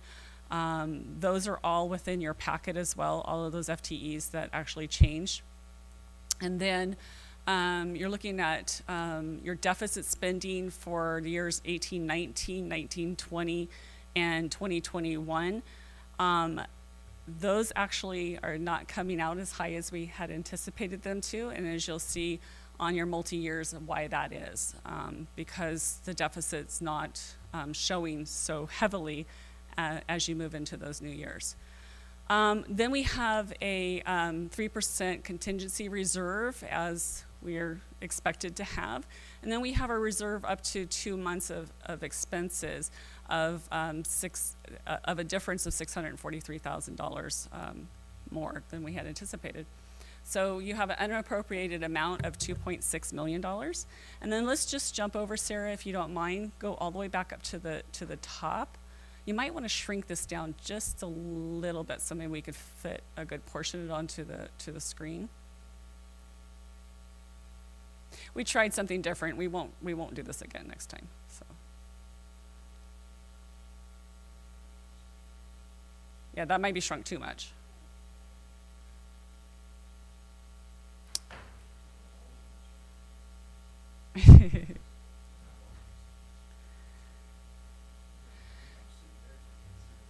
So with your 2018-19, what we've actually done is, I have to actually look at it here because I can't see it from over there as well. I think you guys are going to start moving me closer to the screen as well. So we have the one-time discretionary funds. We talked about all of this in the 2018-19. You just did this in your 45-day update. So that was a little bit of a reduction to us. And then I want you to drop down to almost to the bottom where it says total expenditures down there, back down to the yellow, Sarah. Just kind of scroll down a little bit. And down there, you'll see you have interfund out to Fund 12, CDS, and you have interfund out to Fund 13, which is your food services fund. That's $200,000 not going to child development that we thought was going to go in there at adoption. And now we're looking at it saying we're doing better than we anticipated, so we rolled that money back out and pushed it back towards the general fund. The 700,000 was the money for food services. We've had a lot of conversations around on equipment. We've gone back, really looked at things that definitely can definitely come out of capital funds instead. So therefore, we're not taking it from general fund and place that back into our general fund, helping us have a total expenditure difference of $900,000 less than what we were anticipating for 2018-19. So it's helping our bottom line look a little bit better. For 2018-19, though, we are still anticipating, based on the way that the budgets were set up and the way that we are being told by school sites and programs, that we need to actually spend in order to go the direction we're going to go. Over $2 million will be, if we spent every penny of it, we will be looking at a $2 million deficit. So that is something that we'll be working on that structure of that throughout the year. I'm hoping that when we come to first interim, we'll have a better idea of what's actually going on there. I do want to draw your attention to, though, because we had a conversation tonight about the GSH money with the technology. And I just want to be able to draw your attention to this because I don't want this to kind of get skimmed over, I guess is the better way to say it. I don't want this to get skimmed over. We put $2 million in there for the technology components that you had a conversation about tonight. However, every year thereafter, if you look at that line item, actually shows only $1 million. They were showing you a little bit higher dollar amounts than that tonight, and Dr. Moore and I were having conversations on the side a little bit, and so that's basically their wish list, and so we're going to have to work on how are we really going to get to that point for them through GHS. We may have to talk about whether or not that's through bonds or how we actually do that. So I just wanted to call that out tonight. I didn't want that to be a surprise or what have you to anybody. It is actually the GSH one. If you go down in 2018-19, GSH technology, yeah. So what we're trying to do within this particular budget or multi-year, we're trying to call out every line item so that you can really see it. So it's just completely transparent and you'll know where that sits. So I don't want to spend too much time trying to tell you how much we're going to have in revenues year after year. You can kind of see that yourself. I just really want to take you across that yellow line there from one year after the other. For 2019-20, we're still talking about having a deficit of a little over $1 million. And then in the year 2021, we're showing no deficit whatsoever. And as you know, if you look back over to 18-19 and those line items right underneath there, that's because we're buying down the deficit for all the other years. And then in 2021-22, we're projecting a $1.5 million non-deficit. I don't even know how to say not to have, there you go, I don't even know how to say not having a deficit. Isn't that odd, you know? I've been saying it for so many years in my career, it's kind of scary, honestly. It's structural, yeah, that's on structural. However, I just pointed out to you that we're talking about, tonight we talked about technology and what have you. We've got some big dreams and there's things that we've got, that we know we've got to do and that what have you. That's not sitting in here right at this moment. So I just wanted to kind of point that out. That's not sitting in here. We still got to do some more work. We got to do some more work because those are very important things. We all know that. So there's going to have to be, when you give something, you got to take something, and we got to get that balance piece. And so that's really where I was kind of driving at that by trying to explain that piece of it. We all know how important those pieces are. Not that anything else isn't just as important in each other program, but that is something as cabinet that we're definitely working on at this point. So Sarah, if you don't mind, could you go off of that and go back to the presentation? And we've only got one more slide left, and I will let you guys out of here, away from me anyway. So the observations to keep in mind, just click one more, please. So the observations to keep in mind that we are definitely in a moderate declining enrollment. However, we are also a basic aid district, but we're kind of teetering at times. You know, we're on borderline, so I think that we need to be cautious on that. Property taxes are extremely high, you know, higher percentage of the LCF funding with a great deal of volatility, as you kind of saw that in the report. We do have a great amount of community redevelopment funds, and significant percentage of that is in our LCFF funding as well. We have parcel taxes, special sales taxes, measures, and donations of significant size that we are very, very fortunate to have. However, we don't want to rely on those too heavily. We need to kind of trim ourselves to make sure that we're careful about those. And then, given our potential for revenue volatility, our expenditures need to be managed more strategically, somewhat what we have actually got through talking about. And then our multi-year projections are showing an ending deficit. You know, we're ending our deficit, or we're going into a surplus in 2020-21. However, we want to be as careful as possible to make sure that, you know, we're holding on to our reserves in the proper way, and we're spending them in the proper way. So with that, I will open it up to questions. Yay. You know, I've seen a lot of budget reports, and that's a rosier one than we're used to seeing. Yeah. So to bring us back down to earth, I will channel the board Eeyore. Just a couple things I want to point out, because this is all great. These are all good problems to have. You brought up the fact that if we're going to continue with this tech refresh that they were talking about, those numbers moving out for those couple of years were 2.6 and 2.7. Melody has 1 in here. Now, we have GS funds. We can only spend those funds once. And we also have deferred maintenance needs that we know we're looking at still. And we have general fund obligations as well. The good news is that our early ed is looking a little stronger. So these are good problems to have, but we can only spend GS funds once. The other thing I want to bring up is at the bond ratings, one thing that came up from both companies were the fact that we don't have a policy concerning our reserves. Correct. They wanted to see a policy concerning reserves. We are now in a position now where we can have a guide of 2 months of expenses, and we can make that. So I'd like to see if you guys can come back to us at some point with a policy that we can enact as a board. Okay. I think now is the time where we're in good enough shape to do something like that.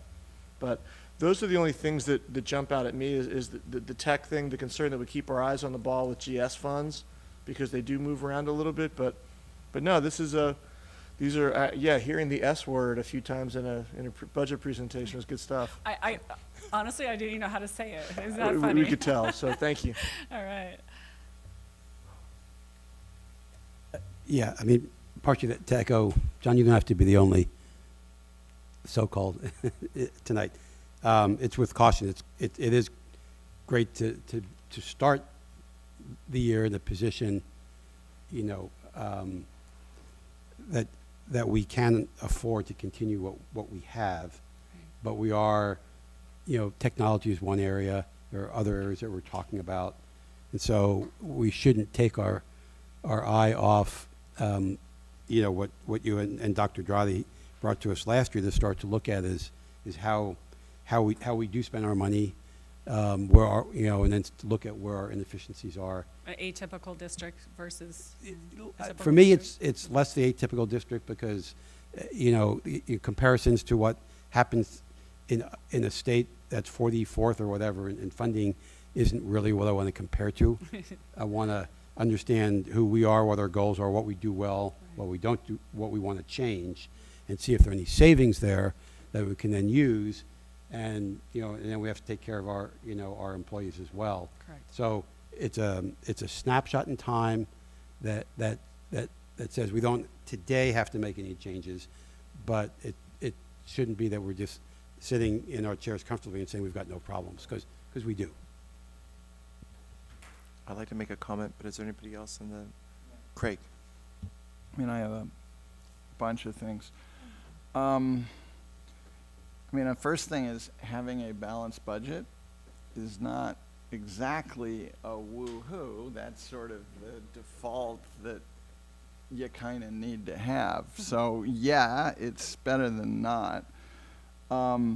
It doesn't include how we allocate GSH and Y fully toward the programs that we had promised the voters we would. I have a couple of 4 takeaways from this. To me, one is we have a ongoing commitment to look at how we spend our money and to make sure that we're constantly moving money from programs into programs that we think are more valuable for our student outcomes, away from programs that are less valuable.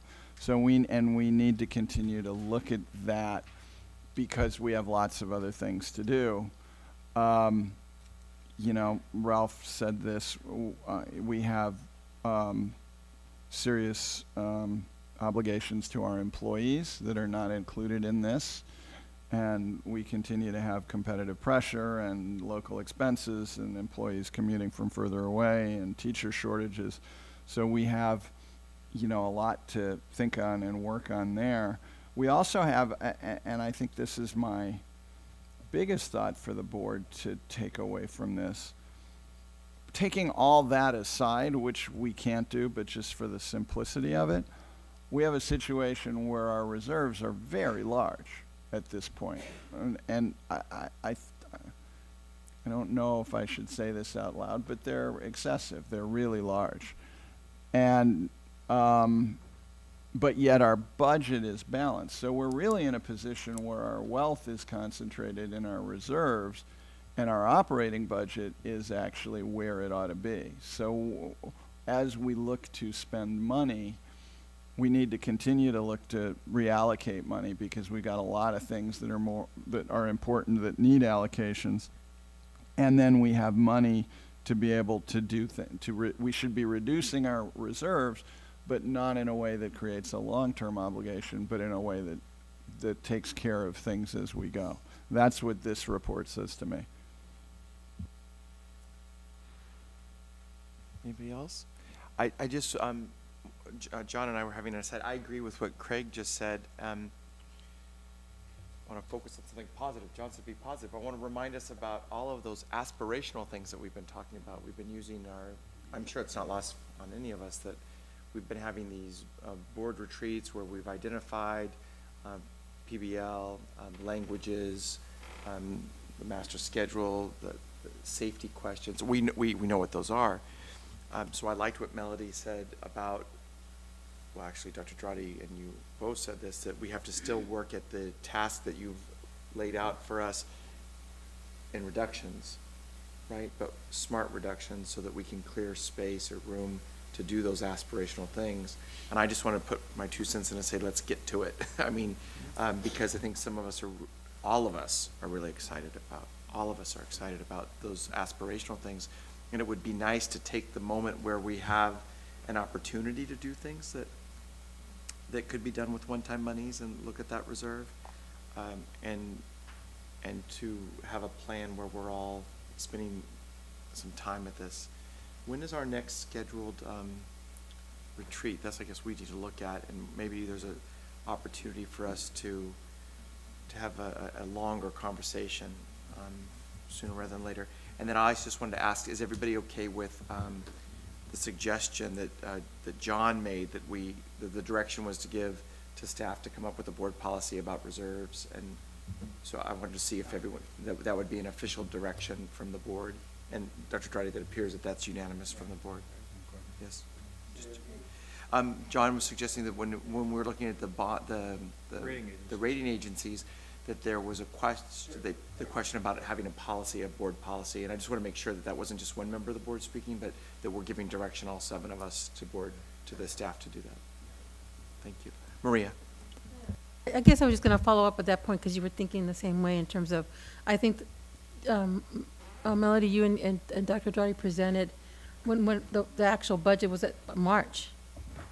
So kind of want to go reflect back and see whether, I know it's like you have all this time, right? If there's at least to set up a time that we can actually go back and reflect and see what is it that you've come up with, you know, because I know we did a little tiny piece, but as we move forward, because there's certain, I know that at this time, you know, Dr. Morrow was going to be looking over some of our programming that we had also at services and all that kind of stuff, just to make sure what is still good, what is relevant, what it isn't, what it would need to tweak or do something different. But at least it's showing that we're moving forward with it, because that's really what I would like to do. I mean, I think we have that money there, but I don't want to just say, okay, we're going to spend it all here.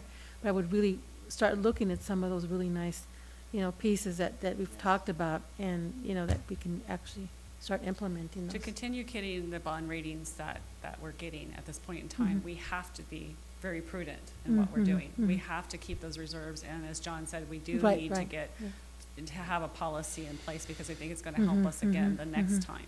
Right. I mean, we did get an upgrade, but we want a little more of an upgrade. Obviously, there's a lot of things that we want to do with this budget. One of the things that Dr. Dradi is actually leading us in at this point in time as a cabinet, even over the summer, just as I think 2 weeks ago or last week, I can't even remember, weeks are going, they're all just kind of blending together. But, we're sitting down as a cabinet, and we're spending 3 hours at a time just looking at the budget. So I think we'll have plenty to bring back to you that you'll see a little bit different than what we had before, because we've dug even a little bit deeper, and now we're really kind of peeling the onion back, and getting all those layers. Yeah. So what are we looking in terms of the bond rating that we got? Is it based on a certain percentage of the overall budget that we have in reserve? Is that what? No, the bond rating is rated on quite a few other things. I can talk to you offline All right. about that, yeah. All right. So I think we're That's it. close. Dr. Dradi wants to tie this up for us, if that's okay? Dr. Dradi. Yeah, so for the rest of fall and this year, I think what we want to do is really dedicate our 3-on-3 meetings to talk about programs and things that we want to look at. Now that we have Sam Goshi in place, some of our meetings are more or less about start listing out, okay, what are the programs that we want to look at, and what in evaluating programs, what questions we even ask, and then how do we develop methodologies based on those questions to bring to you, say, okay, we got the answers we need. So we have some preliminary ideas of things that we're going to bring to you as early as starting this next month, about just some ideas we think that'll help the budget, or at least help lead us into some directions. So I'm not going to go into details right now, but our 3-on-3 meetings, I guess, is a pitch to say let's keep them, if you can, and make sure. I mean, I think you all have the calendar, but I think that we're going to use those meetings to really dive into some of those issues. Thank you, Dr. Dradi. Thank you, Melanie. Thank you very much. Gerardo, thank you. So that brings us to our last major action item, friends, of the evening, which is item 10G. Oh, I need to vote. Sorry, we all need to vote. Forgive me. Who would like to accept? Moved by Ralph, seconded by Lori. I'm just going by whose hands were the fastest in the air. This is a, yes. Oh, then on the Kahoot, what's it called? Whatever, the game we played. Mr. Metcher? Yes. Ms. Leon Vasquez? Ms. Lieberman? Yes. Mr. Foster?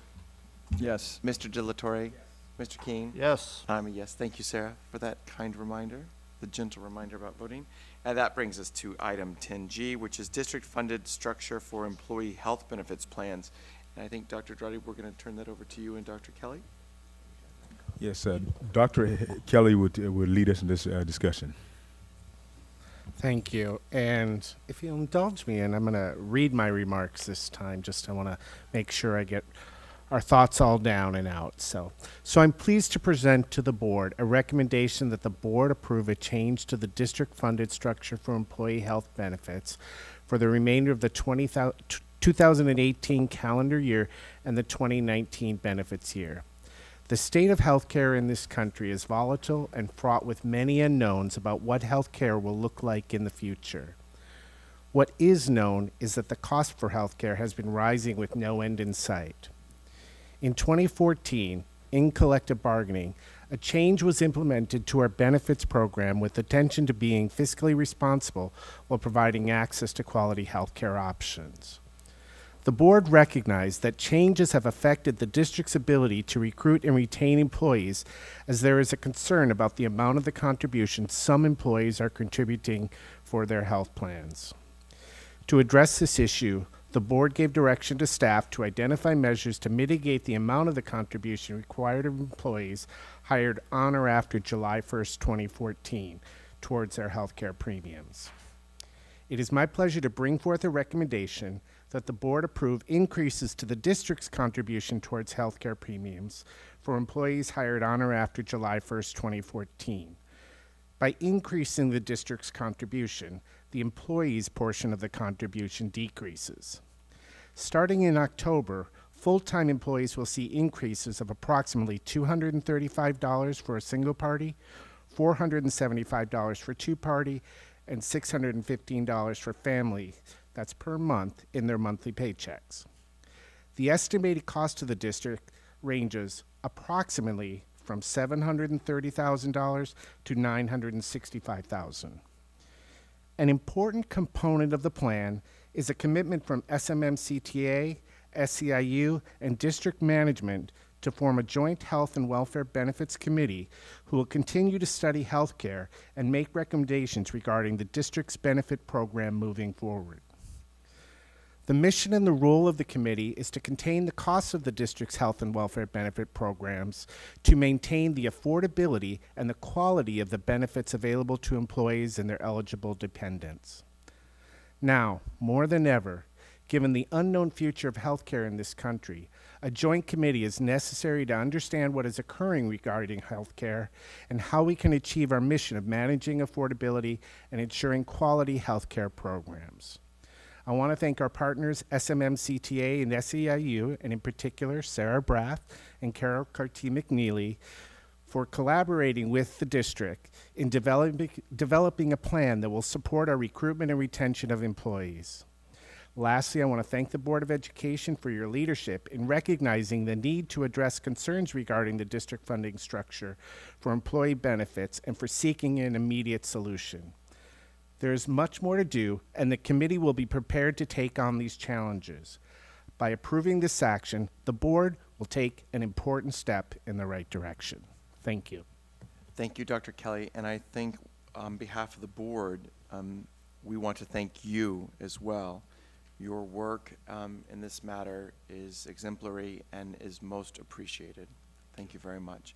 Is there a motion from the floor? Moved by Craig Foster. Seconded by everybody on the board. You pick. Sarah will just pick the R's. Don't include me because my arm did not go up, but you can take your choice of member. And this will be a roll call vote. Mr. Metcher. Yes. Ms. Leon Vasquez. Yes. Ms. Lieberman. Yes. Mr. Foster. Yes. Mr. De La Torre. Yes. Mr. Keene. Yes. And I am a yes. This is a very big step for us. Spend in those reserves, Melody. Yes.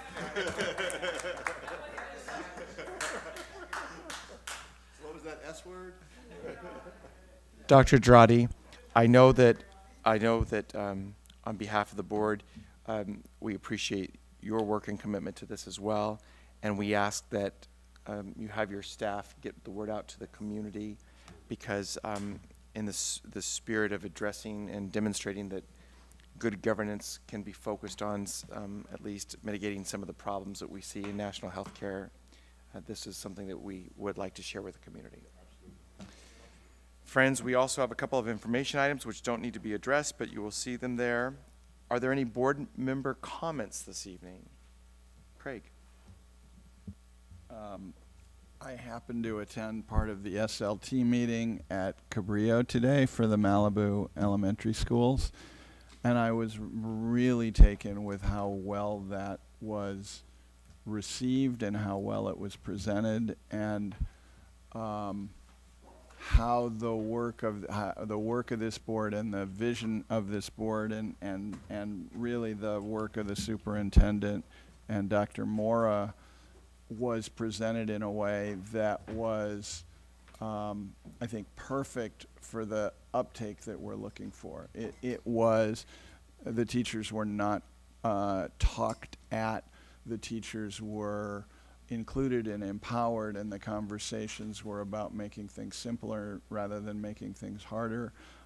My favorite part of the presentation was when Dr. Morris said, the social justice standards are not one more thing you have to do. They are something that is to be incorporated in everything day to day. So you know, with that as the spirit of everything, and there were four clear foundations, and it was really actionable, good stuff. So, you know, I've been to some of these in the past that were very bureaucratic and very sort of painful to listen to, and this was absolutely not that. So, great job. Thank you, Craig. Other members? Oscar? Just a shout out to the staff at Edison Language Academy for a great open house, and just the energy there, the culture, the feel. It's amazing. All the parents, you know, volunteering, just the students so happy. It's just a great place. Great, thank you, Oscar. And as we close this evening, I just want to thank the board. I hope that all of us celebrate. This was a great meeting, and we did very good work as a community. And so, with that being said, let's mark this over at 9:45. Is that correct? And have a great evening. Meeting adjourned.